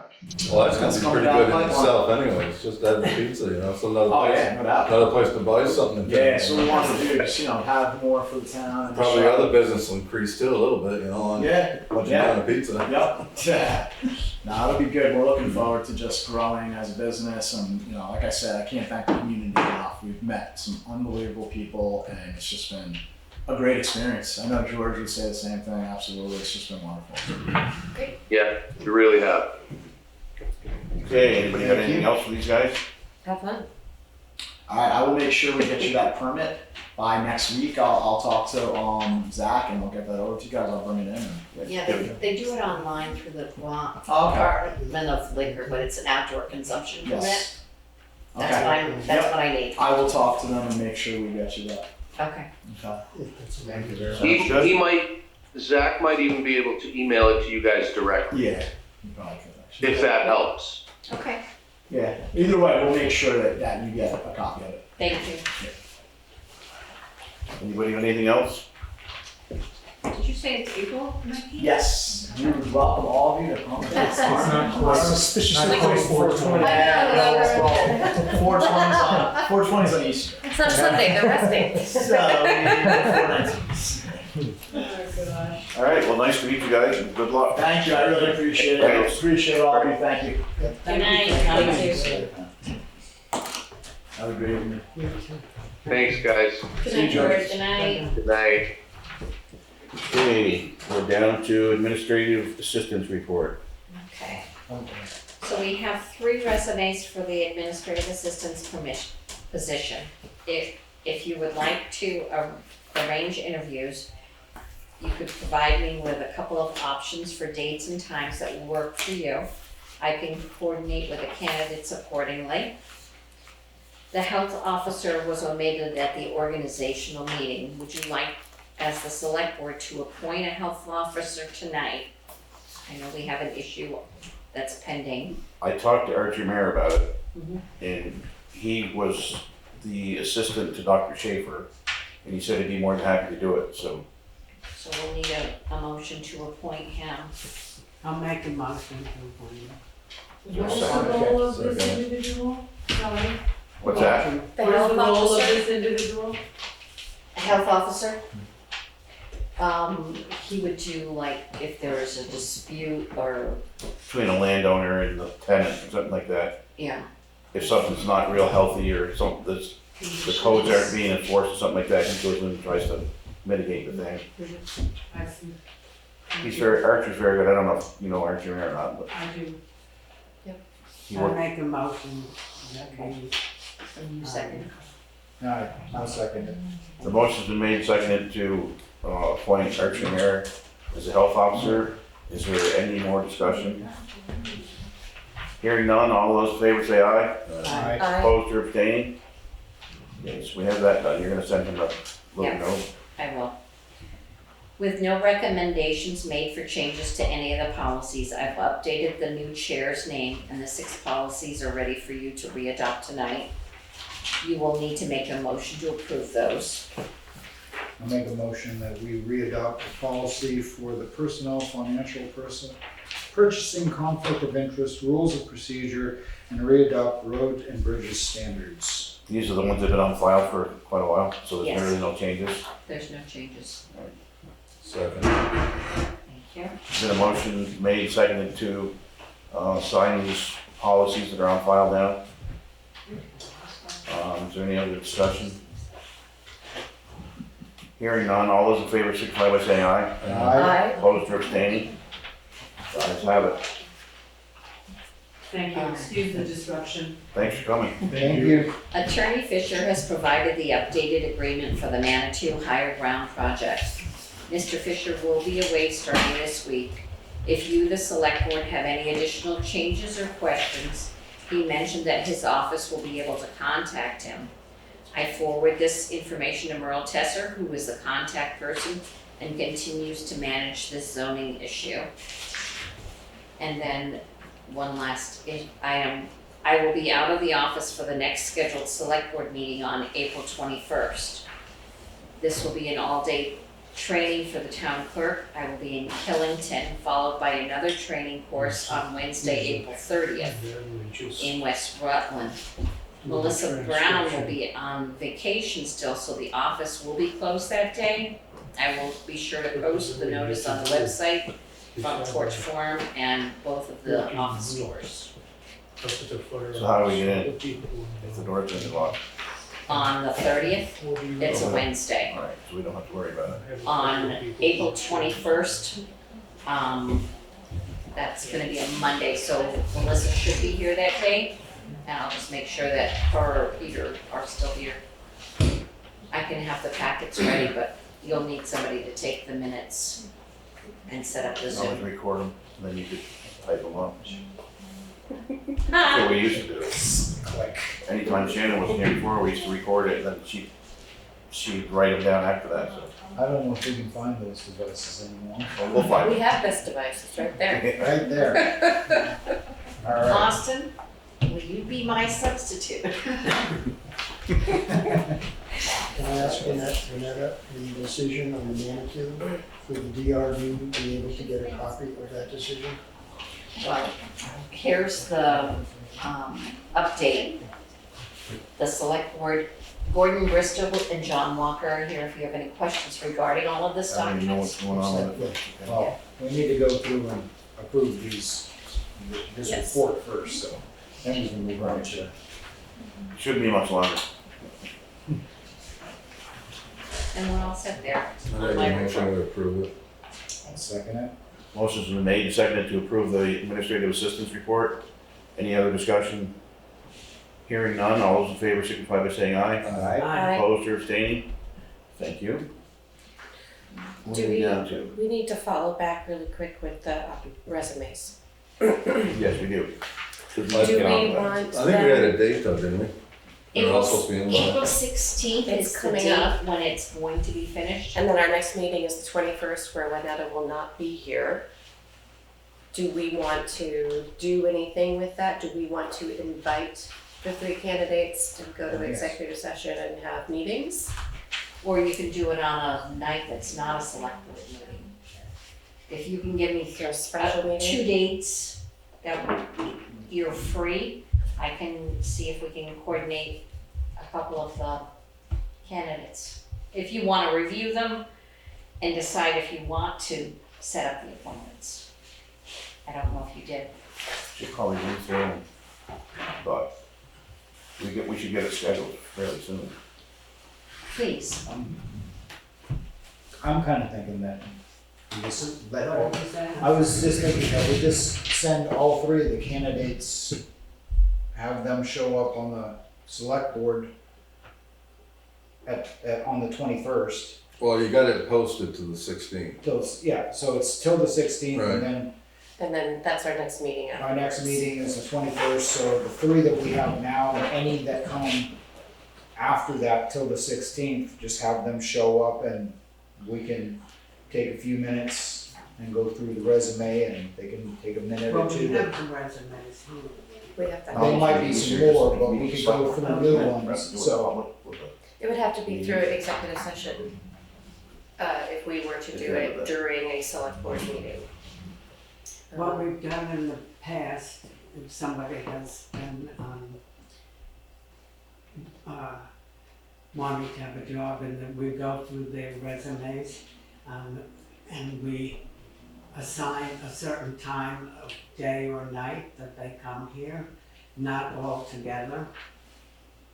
And let's say give each person, a certain amount of time, let's say 20 minutes, a half hour, whatever we decide, then they have our full attention, and then the next person would come, let's say 8, 6:30 or 6:30, first one, 7. 6:30. If there are only 3 people, let's say it would take maybe the most an hour and a half, if you give each person a half hour. Sometimes you don't need that length of time. But we have the resumes here, and maybe, I don't know if everybody's read them. I mean, I've read them all. I haven't, I just got it today, so. But I think that if we don't do it tonight, I think that before the 16th, it might be good for us to decide who really warrants having a session. We might decide that this person is a really good candidate, but not for us, for example. So that rather than have everybody come just because we sent the resume, it would be good for us to talk and decide that they sound great for us, These people. I think though, if they send in the resume, I think we owe them an interview. Yes, whether we like them or not, absolutely. and narrow it down to the one we do like. Yeah. I don't think we should tell them, thanks for the resume, but we're not gonna interview. No, I think we need you're to right, interview, John. so. I mean, that's actually what, So is I there, meant, really, I didn't, that if we give each person, let's say, a half hour, Right. and that we make sure that we've read all the resumes. Right. is there a night of the week that works other than the Monday night? Or do you wanna do like next Monday, if I can set them up? They're not due until the 16th. So we can't do anything until the end of after the 16th anyway. No, you could do the 3 that you already have, cause I've had one guy get back to me asking me if the position was still open. I mean, they submitted them several weeks ago. Yeah. There wasn't an end date on the advertisement? There is. There is. There is now, but when I first posted it, there wasn't one. Why can't we just do it on the 21st, like you said, go into executive session, and if we had to come in at 5:30 instead of 6? That's on Monday. That's a Yeah. Mondays are good with me. Yeah, I think that's a good idea. I think that's good. I will not be around for this week. I can't do it. And try to keep our agenda down a little bit on some of the other stuff. Right. So the 21st, we start at 5:30, Instead of 6, start at 5:30. And that means just dedicated to the, We just open and go into executive session and then. doesn't tie for the rest of the meeting. I'm all for it. Someone wants to make a motion. You make it, I'll second. What's the Well, date? 5:30 on the 21st. On the 21st, Second it. I second it. So the motion made, seconded to go into executive session on the 21st of April to interview administrative assistant candidates. Did I get that right? Yes. Yeah. Is there any other discussion from anybody? Hearing none, all those in favor signify by saying aye. Aye. Opposed or abstained? Okay, there we have it. Juanita has a little more work to do. Mr. Chair, can we talk about the Manitou? Would this be appropriate time? Let me just look here. Yep, that's the next Yeah. one. Yeah, you're the unscheduled member. And we'll make it painless on you. First of all, we'd like to thank everybody here. I know some of the board members, some of you are new, but some of the board members have put a lot of effort into this, and Mr. Cotton as well. We thank him. The Great American Nightmare is almost over. So where we are with this is we had to go and appeal the decision of the DRB as a way to keep this still within some way that the town could have some input as to making sure that everything was done up on that hill for this project correctly. So during that time, those can go on for many months and many years. So I reached out with the concurrence of, I'm Gordon Bristol, by the way, and with the concurrence of Mr. Walker, I reached out to Michael Mayer, and he and I met the last of December, and we came up with the framework for an agreement, which you folks have in front of you that Ken Fisher sent to you. And this agreement basically says we're gonna sign this, and the signees are Mr. Mayor for the Manitou project. It's Mr. Fisher for the town of Newfane, and myself and Mr. Walker as the appellants. And we sign this and everything is fine, and that one of the stipulations is it then drops the court case and no further action has to be taken on the town. This document we're trying to say to you tonight is 99.9% okay. And the reason that I came here tonight with Mr. Walker is when this version got to you, the applicant's attorney did change some of the wording that I think is critical for you folks. And what Mr. Fisher's looking for is for you folks to read the document as presented and say that you concur with it, or that you have some friendly suggestions that can then go back and we work them out. So far, so good. So the only friendly suggestion is, historically on this project, the applicant has not necessarily been that great at following the rules of what they're supposed to be doing for construction. So one of the things which we had requested was that bi-weekly, every other week during the construction period, at the applicant's cost, they would have their engineer, so it's their engineer, not one that we've chosen, go up and testify and sign off that everything's being built correctly. Because what we don't want to have is another false start. What occurred last time, to bring some of you is up to date, is they got their permits, they started, they were about 2 hours into it and had about 11 violations of what they were doing. We don't want another one of those. So what we'd like is to have every other week, we're suggesting to you, that you request that every other week their engineer has to sign off that it's being built correctly.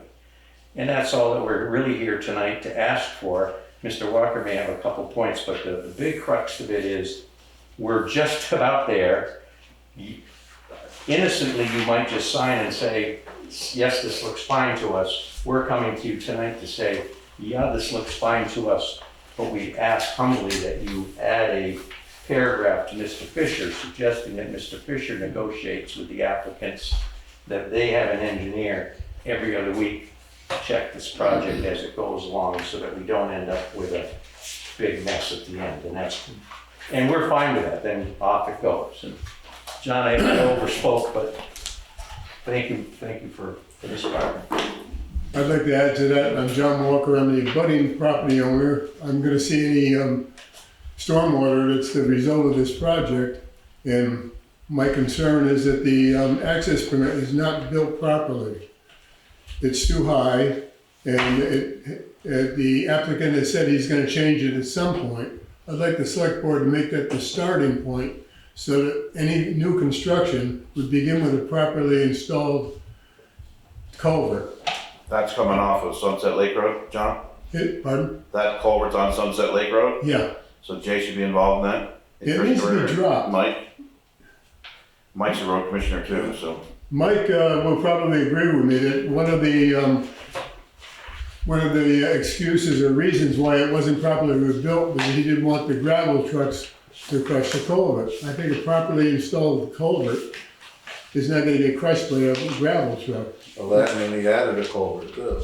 Pardon? And then he added the culvert just uphill there, putting the water like more to your place too. He added another culvert. I don't know that. He also found an engineer that would agree with that. So. Right.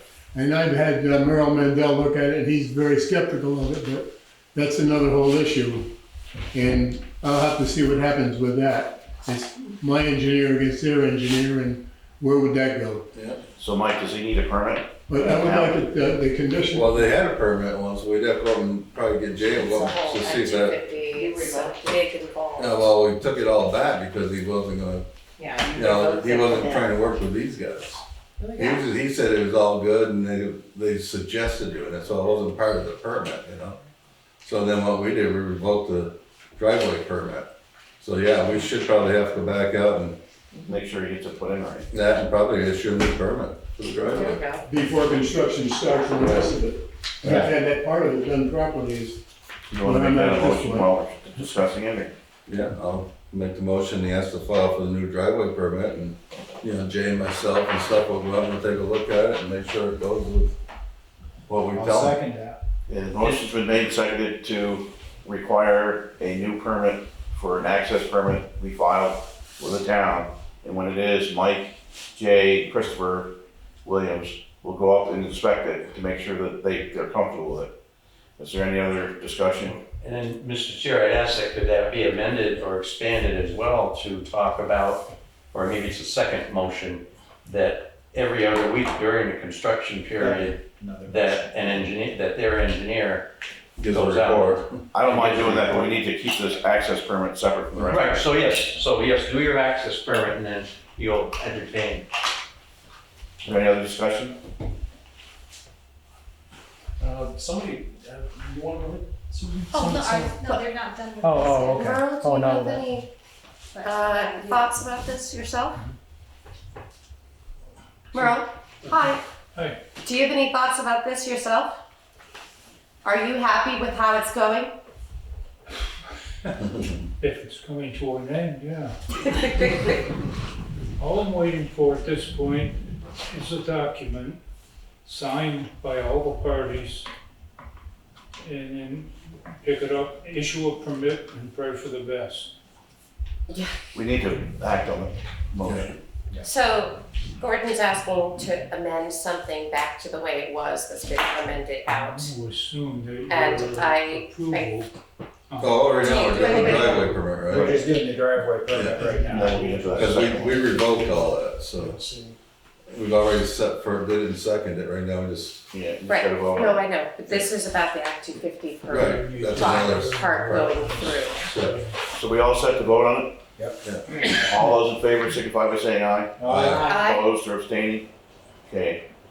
You wanna get that letter out, or you're gonna have to get old Fisher to do it? He'll have to come in, fill out a new access permit, he'll file it with Merle, because Merle's handling the zoning administrator. So are you gonna send him the letter saying he's gotta refile, or how's that gonna work? Do you want me to send him a letter that tonight's meeting requires him to file a new, okay. Yep.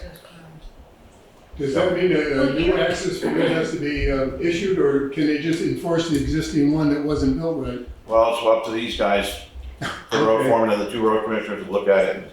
If it looks like it's fine to them, then it's fine to them. If it doesn't look like it's fine to them, then he's gonna have to change it. well, he's gonna have to give the access permit plus a plan showing us what they got, and they'll have to follow that plan this time. But it's, yeah, we can get that straightened out. And Now on to the- that's why we're in this mess anyways, because he was trying to go against some guys, and that's why that night we revoked everything. So it's gonna be considered a new access, a new permit, New permit. everything, so he's gotta submit the design. Will you, in that letter, cite the meeting where we pulled it? Because I remember doing that, but Yes. it's been so slow that that refresher would probably be helpful to notate. So now. Now we're into your, You'd like And I've made, the engineer to come, they want his you I'm to come up suggesting with to you what's- folks that his engineer comes every other week want and that put reports in. back to, it could be the town, because that it's being built according to the specs. That- So we're not looking at any new specs, or we're not opening any new Act 250 things or anything Just back to adding the the DRB. wordage. It's just saying, adding the, like, suggesting language that they Yeah. have somebody And it's been watch added over and it. subtracted It's being built already. according to plan. So Oversight, right. we have Yeah, to we take did that it. At their cost, maybe I'm Yeah. just sorry. has to settle with it. And we get a copy of that in the Button landowners. So we would have to wait for Fisher, right? I mean, he's the one that's working on our behalf. Yeah. I think what's gonna happen, because this is typical of this, I think you're going to see the applicant, now that they know you met tonight, tomorrow morning, be saying, how are we doing? So I think you need to have something orchestrated as to what to say back, which is, you're suggesting language to Mr. Fisher, Right. and in due time, he'll get back to them. And if they agree to this language, we go away. This agreement will be signed, Right. and it then gets built. It's that close. Yep, all right. So, What do you got, anything else? just as a clarification, on page 2 of your letter this morning, number 4, you're asking for clarification. Does that have No. to do with this? No, that was just, Okay. so what I did is I did a letter to you folks sort of saying, thank you for what you're doing, but we need it beefed up. You've now heard us about the beef. And all that I was showing with the black marker on the other pages was that was the original language. And it would be nice to come with language similar to that, but Mr. Fisher can write that. As long as the crux of it is that an engineer will go out bi-weekly at their cost. Okay. So this is from Check your it. April 3rd. Thank you. And this information was emailed to us on Friday, and this is the stuff that the other lawyer had did when they received working suggestions. And here is that removal. Distilled Hodgkin's name. So we have a choice to make. Select board. Speaking, can you let us all know what you're saying? Sorry, it's from an email that we received on Friday as part of our notification for information for coming to the meeting. So, I don't know if that's included in this packet or not, but it had information from communication from the other lawyer. And our lawyer, Bob Fisher, responded, good morning, here's the latest on HigherGround Manitou project negotiations on a stipulation. This looks pretty detailed, and if they stick to the deadlines therein, this may work out. Can you let me know if the zoning administrator and the select board generally agree? And that was dated just a few days ago. We received it on Friday. So I don't know, We should turn it back over to Bob. we're gonna back and forth. If we turn it back over to him with what Gordon was just saying, we get a decision, right? I mean, that's what the whole point of this thing is. We want them to add that stipulation, and it's gotta be inspected once a week or every other week or something, according to We plans. find that pertinent. Probably every week, because last time they went every day or two. You were asking me if I found that pertinent? I'm Yeah, you find that extreme, sticky wicket. And the reason is, and again, with all due respect that it's being a public meeting, but the applicant has demonstrated repeatedly that they don't follow. I mean, there needs to be Right. something watching this being done, rather than John and I standing out there and then writing another letter saying, give them a cease and desist order because they're doing it wrong. If, build it according to the plan, as Mr. Fitzpatrick said all along, and you can go and open up your shop. And if they do that, then all the engineer will do is go out there, probably, I would say a construction like this takes about 4 weeks. They gotta go out there twice, maybe 3 times, and signs off and says it's perfect, and we have no recourse, we go away. John, you have something? My question is, will my request be in the minutes of the town meeting? For today's meeting? That I requested that the first order of business on construction would be to make the culvert proper. It is. It'll be in the minutes. Yes. It's in the minutes. It will be, once you get it done. Well, I suggest that if it's only a 4 week, 4 or say 5 week process, we put the wording not bi-weekly, we put it weekly. Weekly. If this has been such a heartache and headache, why don't we just Years. have them? So if it's been years, let's just nip it in the bud. This is what it is. The engineer has to come out once a week and make sure they follow the plans as written, as approved. And let's just be We just done have to with let our attorney know that, that's all. this. Yeah. Right. Yeah, when we had the meeting, the DRD meeting, and we're looking at zoning issues, one of the things that came up when Gordon and John were there were their feeling, which I think they were saying, is that they feel like Michael was not doing what was on the paper. Was doing, I'm not gonna do that, I'm just gonna do this. And I think at one of the meetings, I think we did say something like having an engineer, the engineer that they hired, who's put, and I think you mentioned it, he putting his stamp on it, to say, we want you to go there and review what's going on, and I would say, not just go there every 2 weeks to see that it was done right, but to submit a clerk of the works type of letter, that this is what went on, and that it is being installed correctly. John, your issue with the culvert and water coming into it, the engineer, I think, was saying that per his engineering services, it was fine. And I think the reality is that you could get 3 engineers and they'd come up with 4 different reasons. But if something happens where water is coming through the culvert and it doesn't work the way the person says, and you're getting gravel on your land or eroding your land, then it's a lawyer coming into play and saying, I'm suing you because your culvert is affecting my property. And I think that happens probably, it affects our property. The culvert's coming off of Old Stage Road, and if you need gravel, you can go up to our field and take the gravel out of there, because that's where it goes, no charge.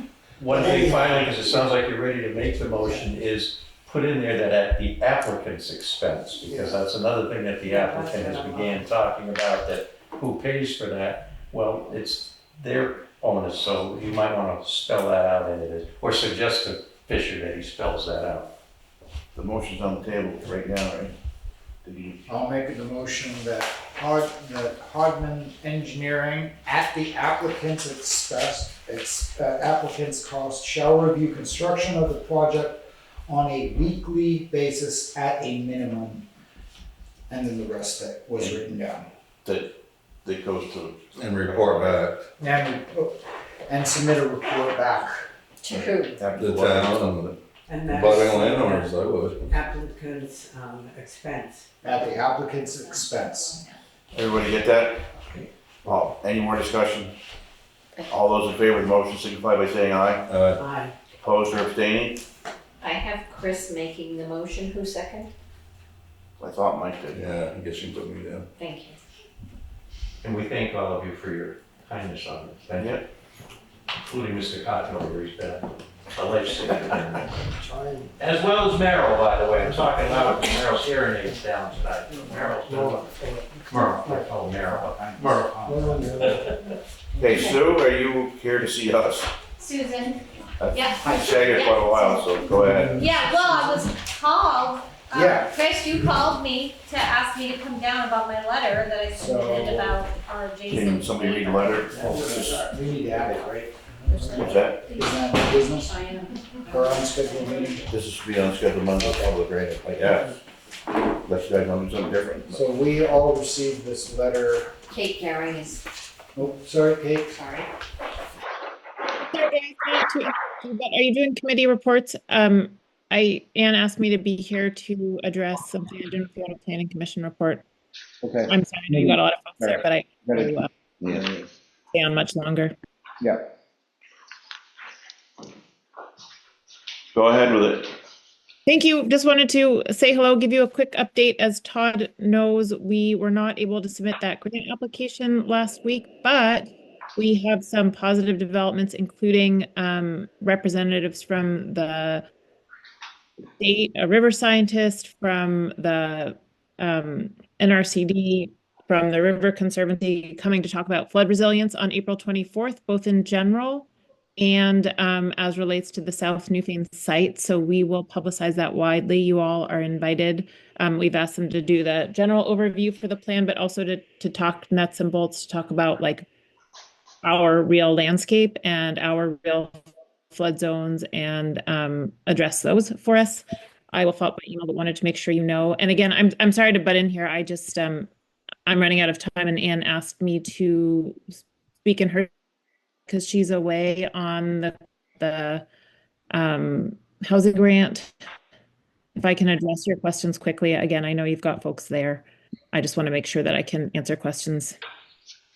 She called me the other day and wanted me to sign it, so I got looking at it and didn't feel comfortable signing it that day. Well, that screwed things up because that was the last day that they could do it. Okay. Without pushing it to September. And as I said to her, one of the things I'm kind of concerned about is why Smith Brook, right out back here, isn't put in with that. Because WW floods major, and he's talking major money when that place floods. And I was kind of concerned about why isn't Smith Brook on there? It's notorious for flooding. And Kate, you can answer that. You and I talked, and Yeah, that was a great question. I'm glad you mentioned it. We all kind of, know the areas we know. As I see, it's not one of the, we have folks ready to go. The town has already invested in these sites in South Newfane, as Katie mentioned last time, is investing in keeping invasives away. I think our role as the planning commission is to help make that happen. But we also have to do our town planning, and our response is not just for one corner or one site, it's for the whole town. So we are gathering all kinds of flood resilience information and advice. Where we fit in is in how we lay it out in the town plan. But I did ask in part, thanks to Todd's response and suggestion, I asked the folks from the state to be ready to talk about like not just big, state guidelines for flood resilience, but talk to us about what we can do in Newfane. And as I see this should be kind of the beginning of a bunch of conversations.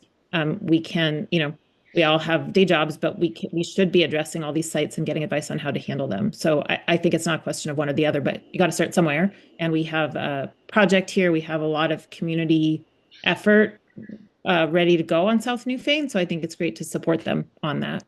And I think what we're learning is it would be nice to have that planning grant, and we should consider going back for September, but I think we can accomplish a lot of what we sought to do with state money, with our own efforts, with state employees who will come and show up and advise us. They don't charge us separately for that, like the consultants. And I have asked them, though there will be community meetings. It's not up to us, as I mentioned last time, to design the site or tell folks what to do with it exactly, but I have asked and emphasized that the river scientists and the conservationists and the all these folks also think about helping at making suggestions and sites that we can do kind of with our own resources and people power, if you will, rather than only kind of long-term grant funded huge projects, which especially right now doesn't seem like the only plan we should be making.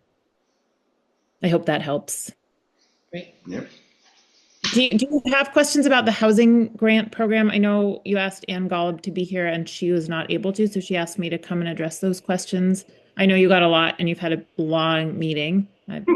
Just let me answer those questions for you if you have them before. I'm afraid I really leave. I know that we have talked about it a little bit, but the new board, other than reading it, has questions about and the employees, Melissa and Katie, are both wondering who is administrating this and how does that look, because it's not explicitly spelled out. Could we have a little bit of background for that? And what the... Sorry, I didn't mean to interrupt you. Go ahead. Go ahead. As I understand it, the town has hired Katie separately to be the housing grants administrator. And basically, I spoke with Katie briefly to make sure I kind of was up to speed on where things were at. And so she and I ran through the project, and basically she will, in that role, though she brings with it her knowledge and her sort of up to the moment knowledge of what's happening in Newfane, she will receive the applications, and then she will hold them, she'll bring them to the select board, and then it's kind of her job to review and make sure that they comply with the requirements and to monitor that. So she will bring them to you. I know she notified you of one, and there's nothing really for the select board to do at this point because there's no promise to pay. There's no contract with a person who's getting a grant until after they come back with a lease and a tenant. And they can affirm that they have met, they're compliant with state requirements.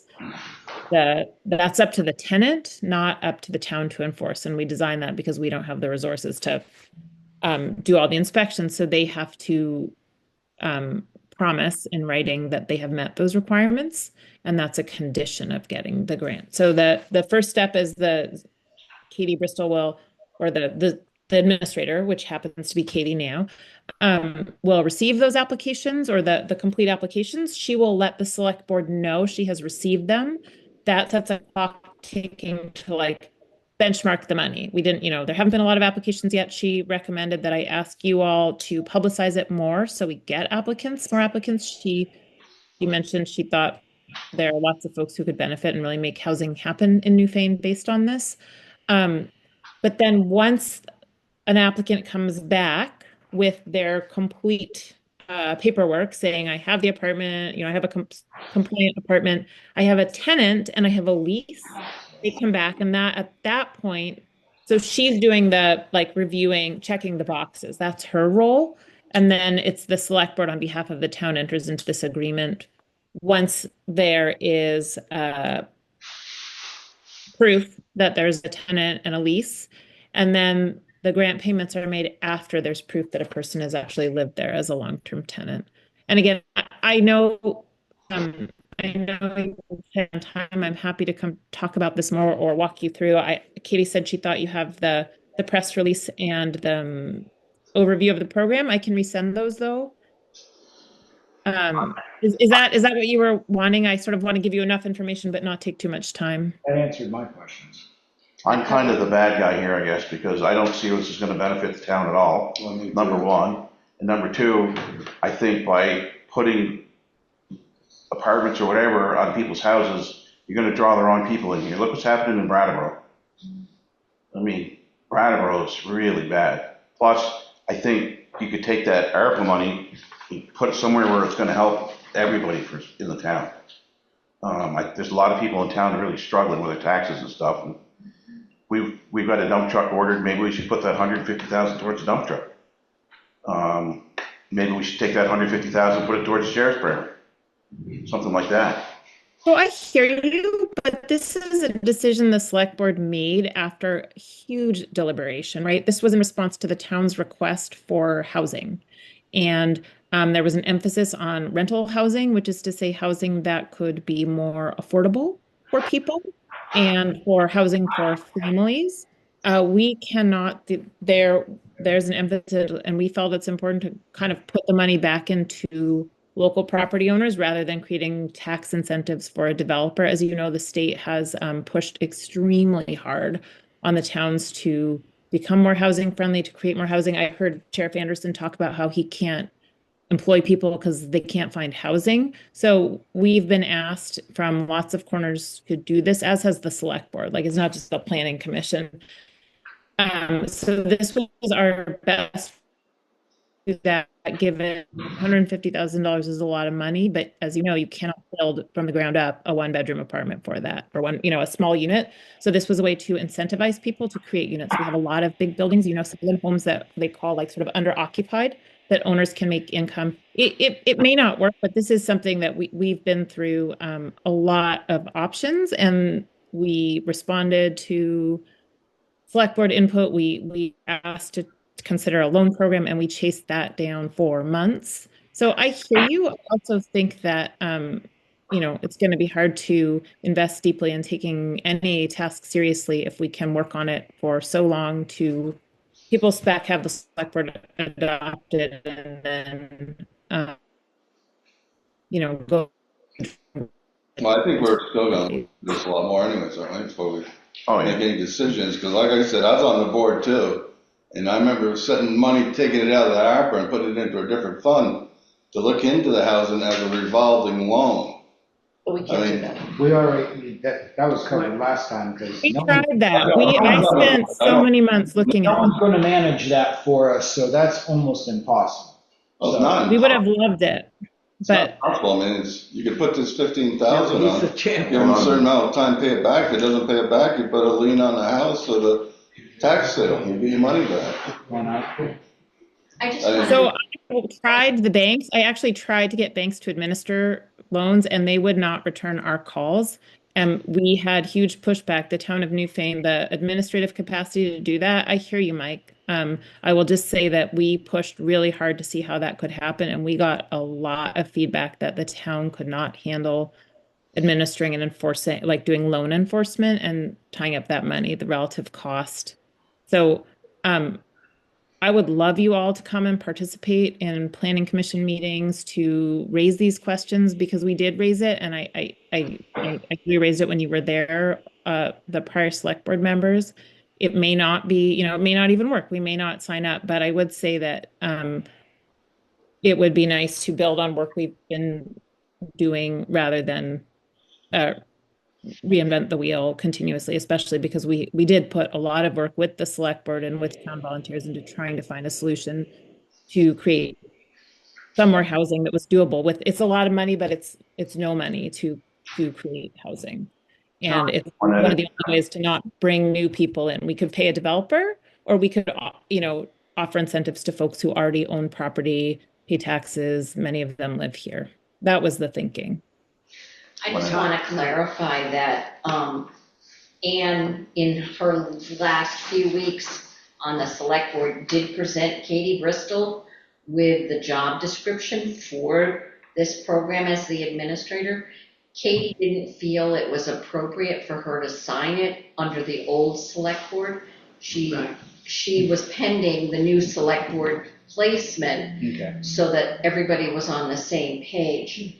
And I was also asked to contact VLCT because in the minutes of March 2024, there was a motion made to move the $167,235.91 restricted for a revolving loan. The total ARPA funds that was moved into the general fund was $195,000, but some of that was earmarked for the bylaw match, the town benches, and the Williamsville generator. Those things had been taken care of.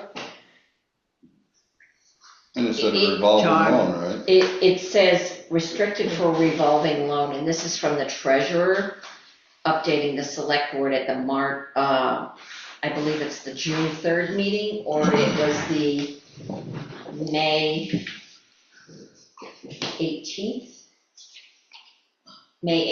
meeting. Can I make a motion or a suggestion that we are the new select board, and whatever was worked upon with Kate in the previous select board doesn't necessarily follow how things are going at this point. And I would really... Except that it's been in the newspaper and it's been advertised. Okay, so that has to be discussed by the new select board, in my opinion. And I think, Todd, that I would like you to make a motion that we need, as a new select board, to discuss what's going on at this point.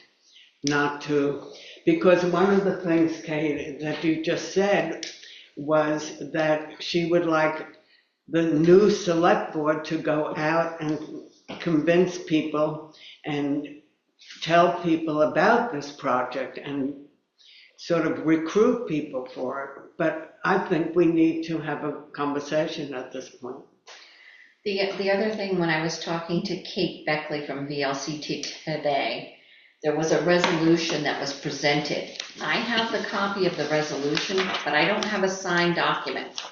And that was one of the reasons that it would have been helpful if Melissa had joined the meeting, that she could have provided additional information. Because Ann Golub, Katie Buckley, and Melissa Brown did a Zoom call.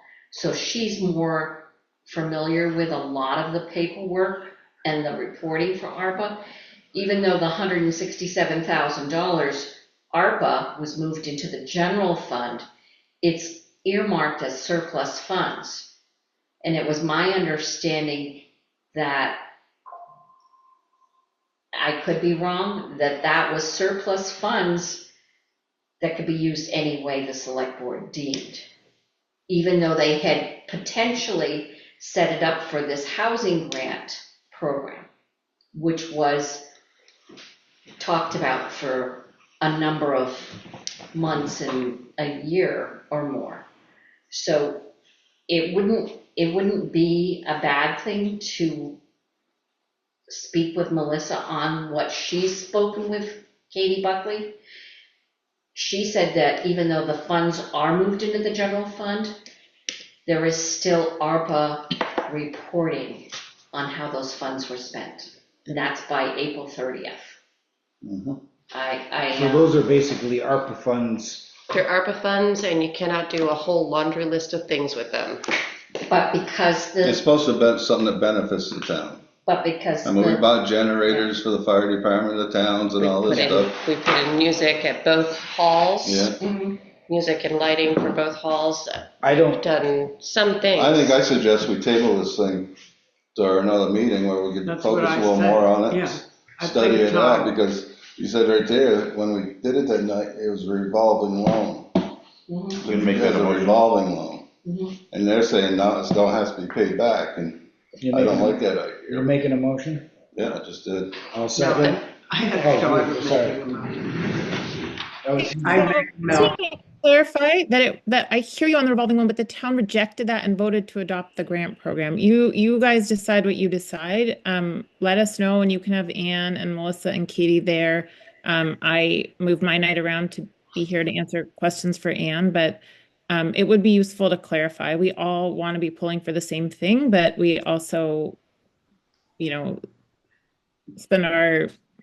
invest a lot in trying to get it right. And so when that keeps changing, it would be useful to find a time to talk to you all when they're available with a little bit of advance notice.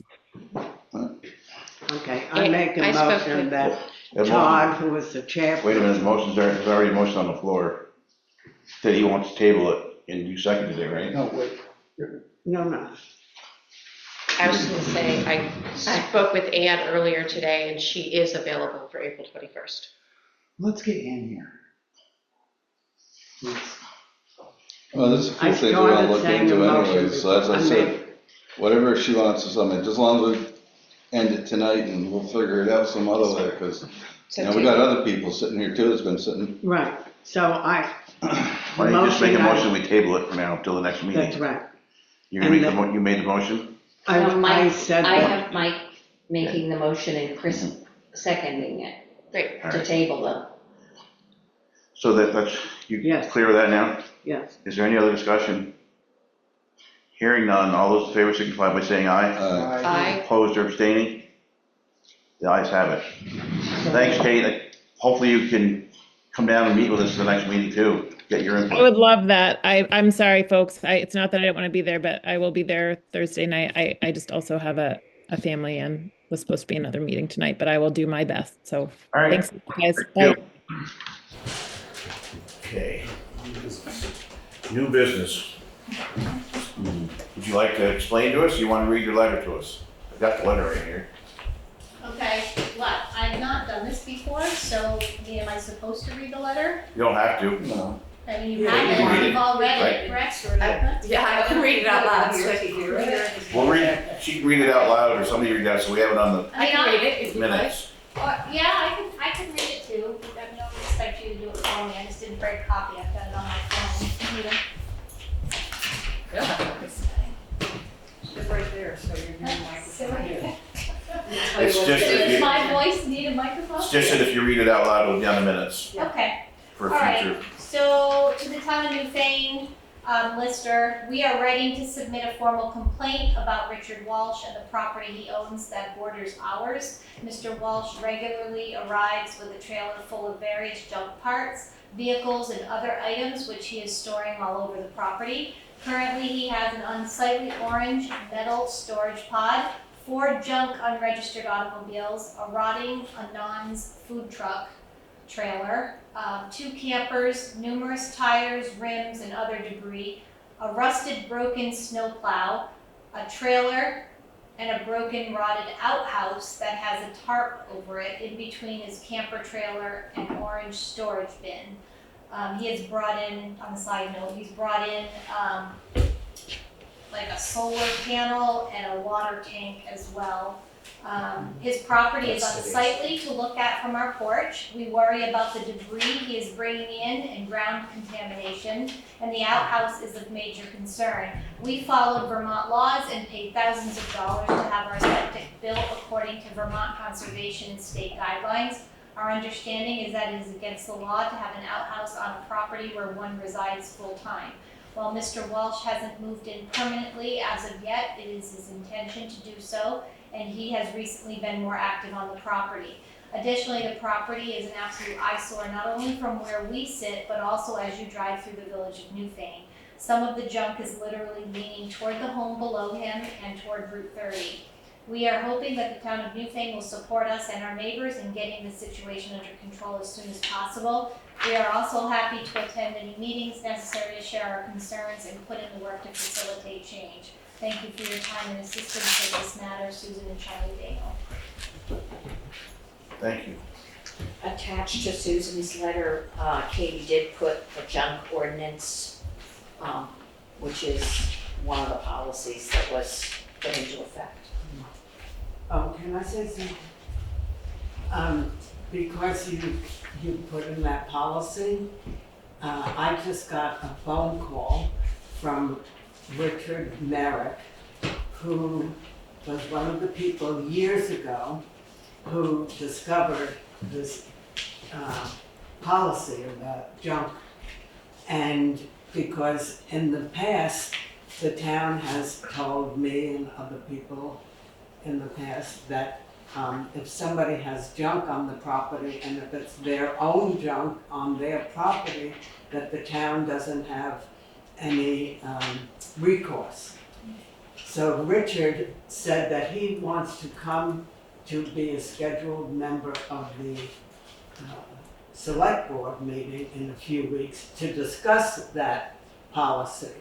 Because again, unfortunately, that property is not the only property right now on Route 30. There's another property that we have been told in the past that because it is with a private owner, the town cannot do anything about it. But here, with this junk ordinance, I think it's really important that Richard do come. He wants to be here in a few weeks because he was the one years ago who used that policy to rectify something at another property. And he says that we should be able to use it, not just that. Well, and my concern is that he's bringing junk from elsewhere.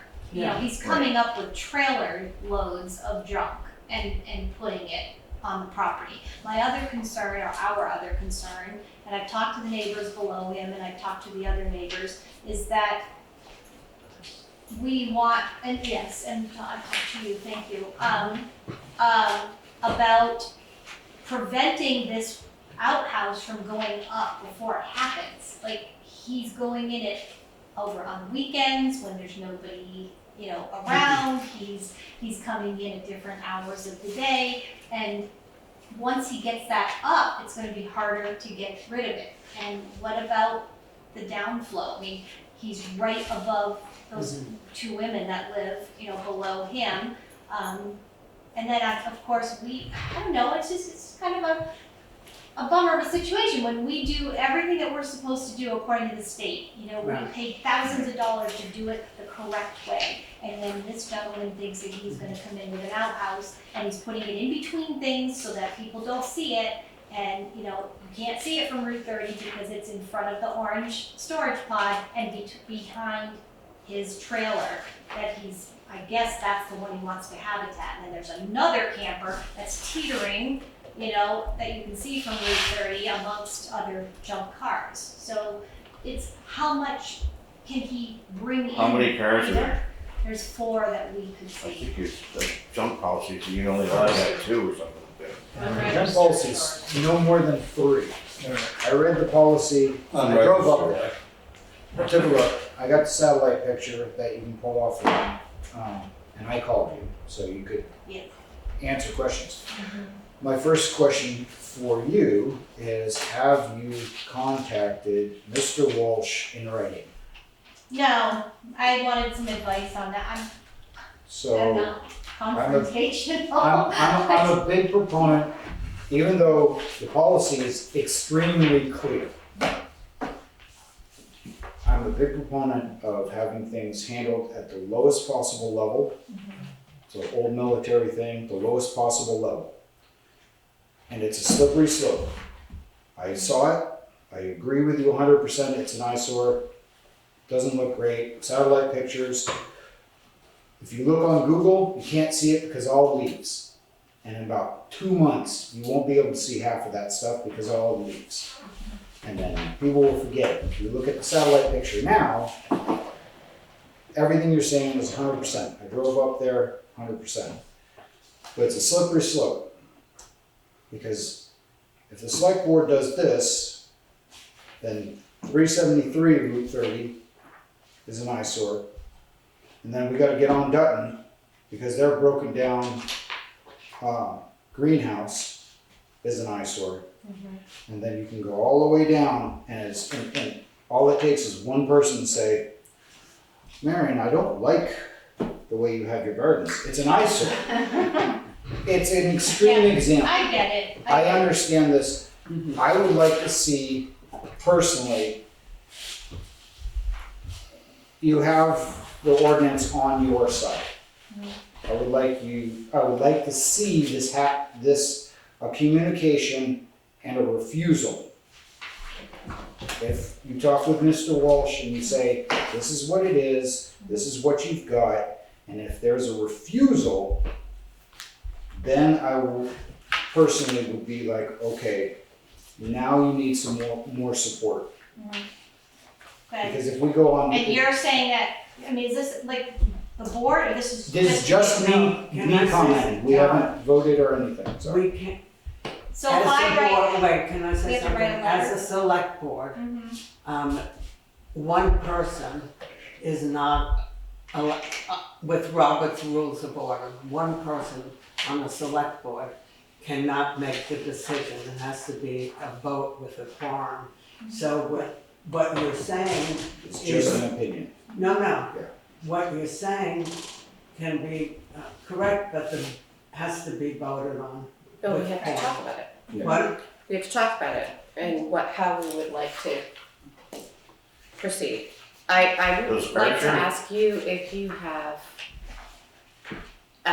started any sort of relationship or conversation with him at all. Is he amenable?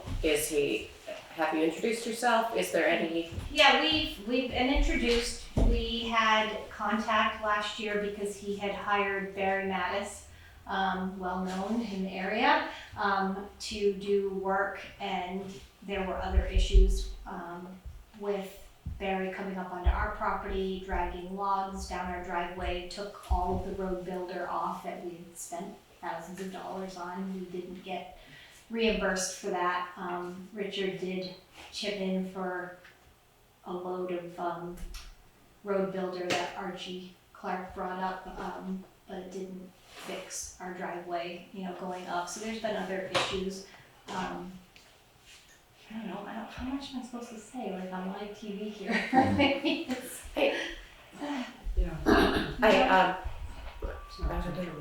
Well, I kind of agree I with mean, I you. don't wanna make an enemy out of our neighbor, and he hasn't, I know him, we've met him. I'm sad, we waited a long time to do this with our home, and we're putting in a lot of work, and we're doing it on our own, and we're trying to make it look nice, and now we've got this beautiful porch, and if we look, down, there's that, but it's not just the junk. If he's gonna keep the junk, we'll put trees up, those nice green trees that block our view, but there's still the outhouse piece, and that. Still the car is still leaking oil or whatever. And things that are leaking into the ground and, stuff that hasn't ever been there before, and he's bringing it from other places. And he's bringing trailer loads. And so, I don't know, should I go down and approach him? Should I write a letter? I mean, I don't know, that's why I'm here, like, what should I do as far as, trying to be a decent neighbor, but no, it's okay, but making sure that I do things the right way, or we do things the right way. Charlie wasn't able to be here. Well, we gave Darryl and John, the PRD, the permission to subdivide that because it was more than 2 lots. I think it was 4 lots are up there. That he divided the whole property into 4 as a single family residences. So anything, and there is zoning in Newfane and there are ordinances, and I thought somebody would come to you and say, I think this person is violating the junk car law or whatever. And then the zoning administrator goes up there, takes pictures, looks at things and says you've got 4 cars, you can only have 3 unregistered. This isn't Townsend or Guilford where anything goes. And does the Anon's trailer count as a vehicle? I think Unregistered, I mean, it's this I don't know why he has it, it's this broken down Anon food truck trailer that's now just sitting up there I lopsided. think in the bylaw there are definitions for junkyard. And so if you look at that and When see. does it become a junkyard? Right, that's up to the zoning When administrator. is it commercial? Is he planning to sell things from out of there? I think you're He's right, I think it's that's the not a next step that needs to residence. happen, is you need to go to the zoning administrator. And the health officer. Give them a copy of this letter that went into our minutes, and ask them if they could tell you which way to go with it. This did come from the zoning administrator this morning. And that's why there's the bylaw attachment and the map of the property. as So then I've well as- already done that. Yeah. But has she done, And the only permit that she found was, an expired permit for a pole barn. But there's Which is- vehicles there's up no there. advice included in that of what she She needs to go recommends. on We need a site. recommendation from her. She's got to investigate. Yeah, she needs to go up on the site. What? It's up to the zoning administrator Now that I've written my letter, that you have complained and that you want to find out are there violations beyond the bylaws. It could be a health officer deal And the health too, officer could be attracting unsafe animals. Sewage, yes, sewage which is a. you Well, can there's a tell couple that to the things zoning we need to- administrator. And we do have a health officer now with Archer Mayor, Yeah. so he might be able to go up and say, hey, wait a minute, get rid of this outhouse. Yeah.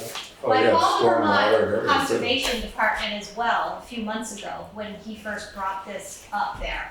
And so they have it on record that I contacted them and they said that if he starts to set this up, to call it back, because he hasn't done anything with it, it's just in a heap. Well, it's on its side with a tarp over it. And you could make a case, like Priscilla just said, it's zoned for single family residence. He's not living there, he's just bringing stuff there at the moment. Right. So that's where the zoning administrator could come in and say, this, you gotta stop this, and you've gotta clean whatever is in violation. But this is up to the zoning administrator, that's they're here for. That should be. Right. That's their job.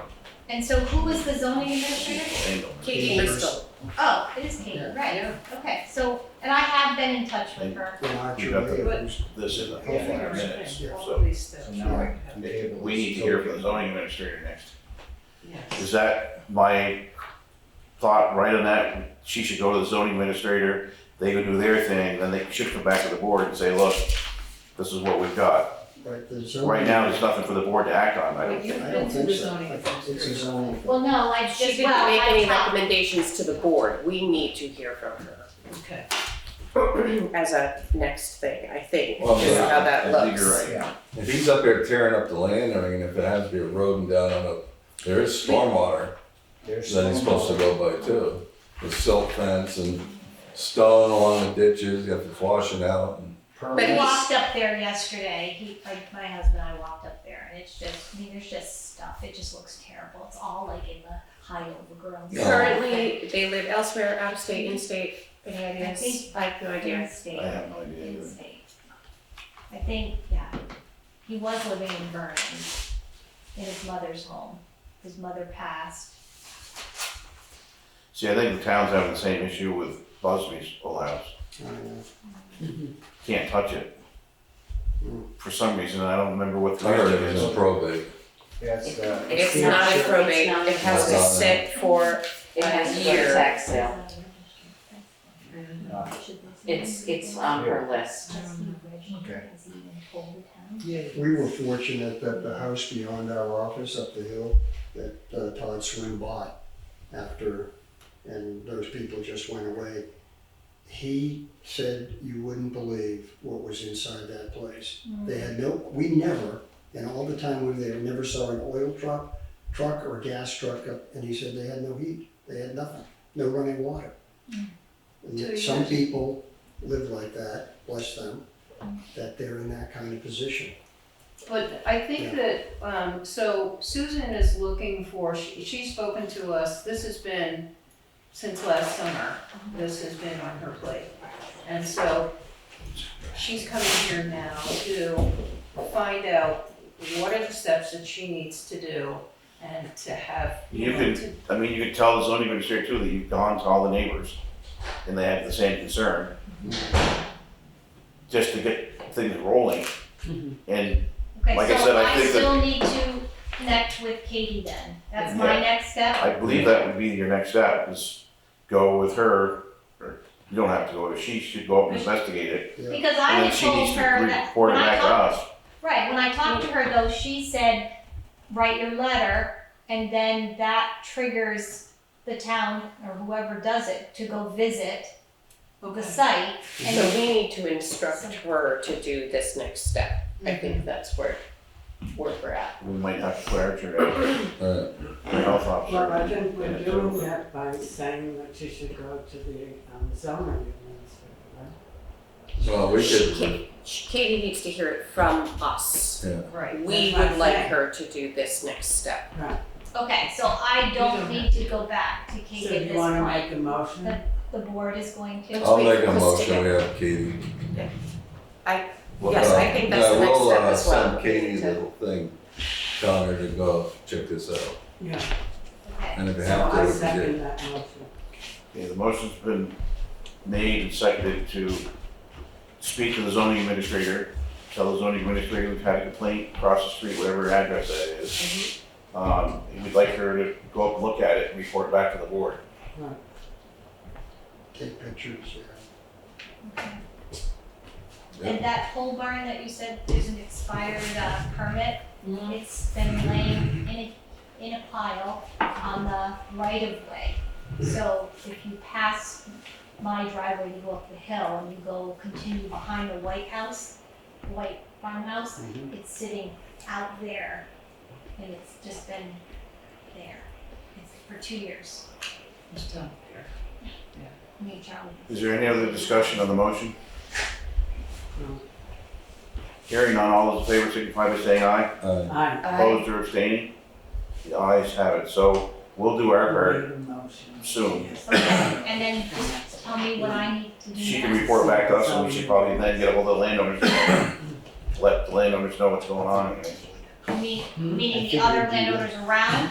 Yeah, well, me you. or You for sure, but Pottins and whoever else you've spoken before. so other land, okay, That way it doesn't look like it's just you against whoever this person is. yeah. What are there's the two women that live in the house down here, Just get Katie to tell you who the abutters are. okay, And all of the abutters, if they're agreeing to it, will have their name on her letter to him saying you're in violation of the zoning ordinances. And those are such and such. okay. So be sure they are in. So are we good with this now? So you good with this or? No, I wasn't there, not right Yeah, everybody's good with it, so we can move on, or Okay. are you clear with what's going on, Susan? Kind Yeah, of. yeah. I think it's the first step. Alright. Yeah, thank you. I appreciate your time. Where are we here? Under new Small business? meeting. Well, that was kind of new business, but under some more. We have a second toilet thing. Yeah, I appreciate that. What's that? Sorry. We were taking toilet breaks. Yeah. Review housing grant application to Katie Bristol, we don't have that one. That was. We already talked about that. So then we're, Thanks Right, guys. for the service, for the reminder, I do watch on TV though. all you have to do is get like This is the 14 liveliest signatures. meeting. Ever. Sit right up here. Well, it's been at least 4 or 5 months since I've seen this room have this many people in it, so Oh, it's great. just let us know. Tell everyone, sure. It's always interesting. So we're down to actually follow-up items, 10 minutes per topic. Housing grant. We already discussed that one. I have nothing to add about personal changes or website design. All right, what about the FEMA buyout general store? Nothing, Nothing's changed. Town website design? nothing new. Correspondence, West River Valley Thrives, thank you. We have a letter. Everybody gets a Thank voice you. read. Somebody wants to. I can read it. What?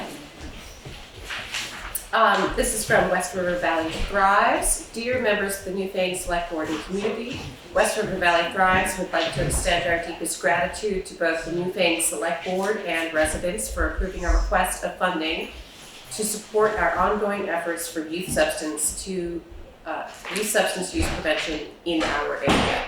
Your commitment to funding this vital initiative demonstrates the town's unwavering support for the well-being of our youth and the overall health of the community. These funds will be instrumental in enhancing the effectiveness of our prevention programs, outreach, and educational efforts with aim to empower young people with tools and resources they need to make healthy, positive choices. We plan to use these funds to host more youth-led and creative events and offer more opportunities for the community to gather in substance-free spaces in Newfane.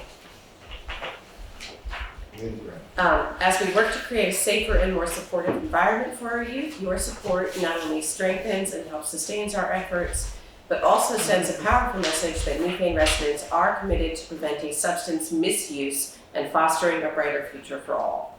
We look forward to keeping you updated on the progress of our programs, and we'll always welcome your continued partnership and involvement.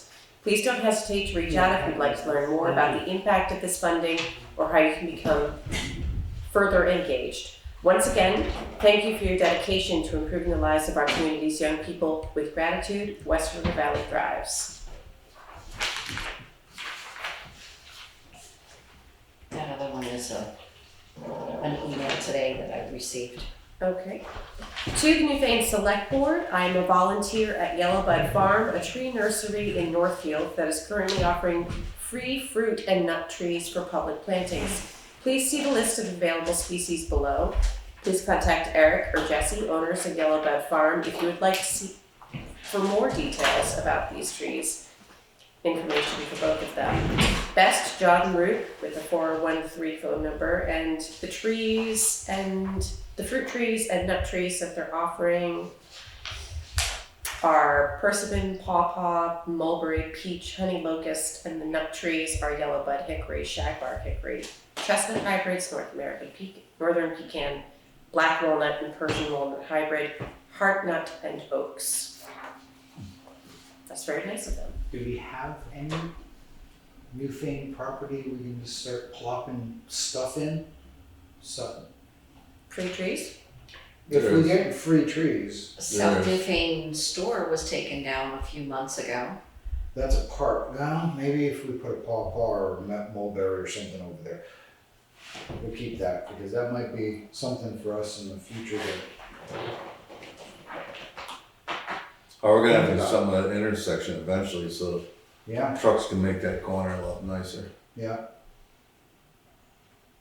All along the Rock River down on Dover Road from the Green Iron Bridge down to below Charlie Newell's. Mm-hmm. That's all town-owned property. might not be a bad idea to think about that next meeting or down the line. Do you want me to contact them and see how many we're entitled to as a donation? Sounds wonderful. Okay. Settle that one. We could also consider what kinds of trees. Not all of these, They should all be zone 5. but they're not all within their native zone right here. Oh.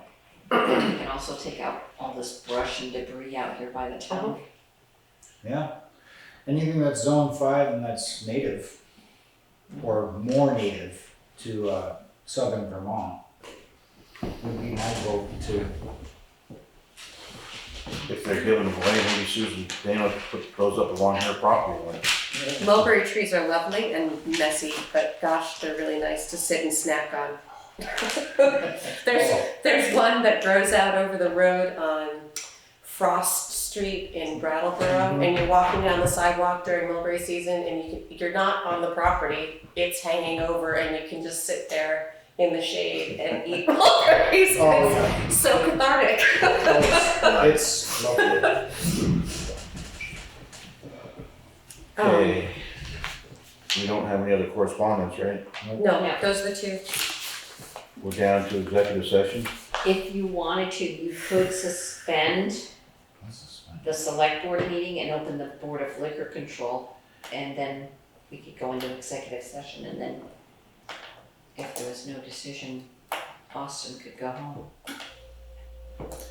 We could do that. I mean, is that what the board's comfortable doing that? To go into, we have to recess this meeting to go into Board of Liquor Control. Is that something want to make that motion? I move that we recess this meeting and go into the Board of Liquor Control. So Motion been made and seconded to, what he said. It's getting too tired. Basically go into Board of Liquor Control. All those in favor of such a deal, signify by saying aye. Aye. Opposed or abstaining? Okay, I know you got the licenses there, or whatever we gotta sign. In the past, the old select board would allow Carol Hasselback to approve reviewing applications that were already in existence. But unless you choose to do it yourself, there's the Dutton Berry Farm, and that's a class 2. And then the second one is the Green Mountain Wine Shop. That too is a second class. That's right down here. Yeah. Correct. Don't we have to sign off on Board of Liquor Control? How did she get so that she was doing? On the renewals, because everything's done online now, they don't submit the application through us, they submit it through the state of Vermont. So it comes to us kind of like a perfunctory. We get notified, we go on the website, we download the application. There's nothing really to approve. They've already submitted. There's nothing to sign that you approve it. Is there a fee for it? They've already paid both their fees. It's like $10 fee or something? 70. 70. Oh, it's gone up since that's on board mine. Yeah. You know. So there's the Dutton Berry Farm, I guess. Anybody want to make a motion to approve? I make a motion to approve it. Second. The motion made and seconded to approve the 2 liquor control applications that we have for renewal for Dutton Berry Farm and renewal for the Green Mountain Wine Shop. Is there any other discussion? Hearing none, all those in favor signify by saying aye. Aye. Opposed or abstaining? The ayes have it. Now we need a motion to adjourn the Board of Liquor Control and go back into the. Make a motion, sure. Second. Okay, motion's been made, seconded to adjourn the liquor control meeting, go back into the regular meeting. Is there any other discussion? Hearing none, all those in favor signify by saying aye. Aye. Opposed or abstaining? The ayes have it. We will be going into executive session. And that'll be at 8:35. You need a motion to Recording go. stopped. You need a motion to go into executive. Make a motion to go into executive session. Thank you. Second. The motion's been made, seconded to go into an executive session. Is there any further discussion? Hearing none, all those in favor signify by saying aye. Aye. Opposed or abstaining? The ayes have it. Give that 20, that's nice.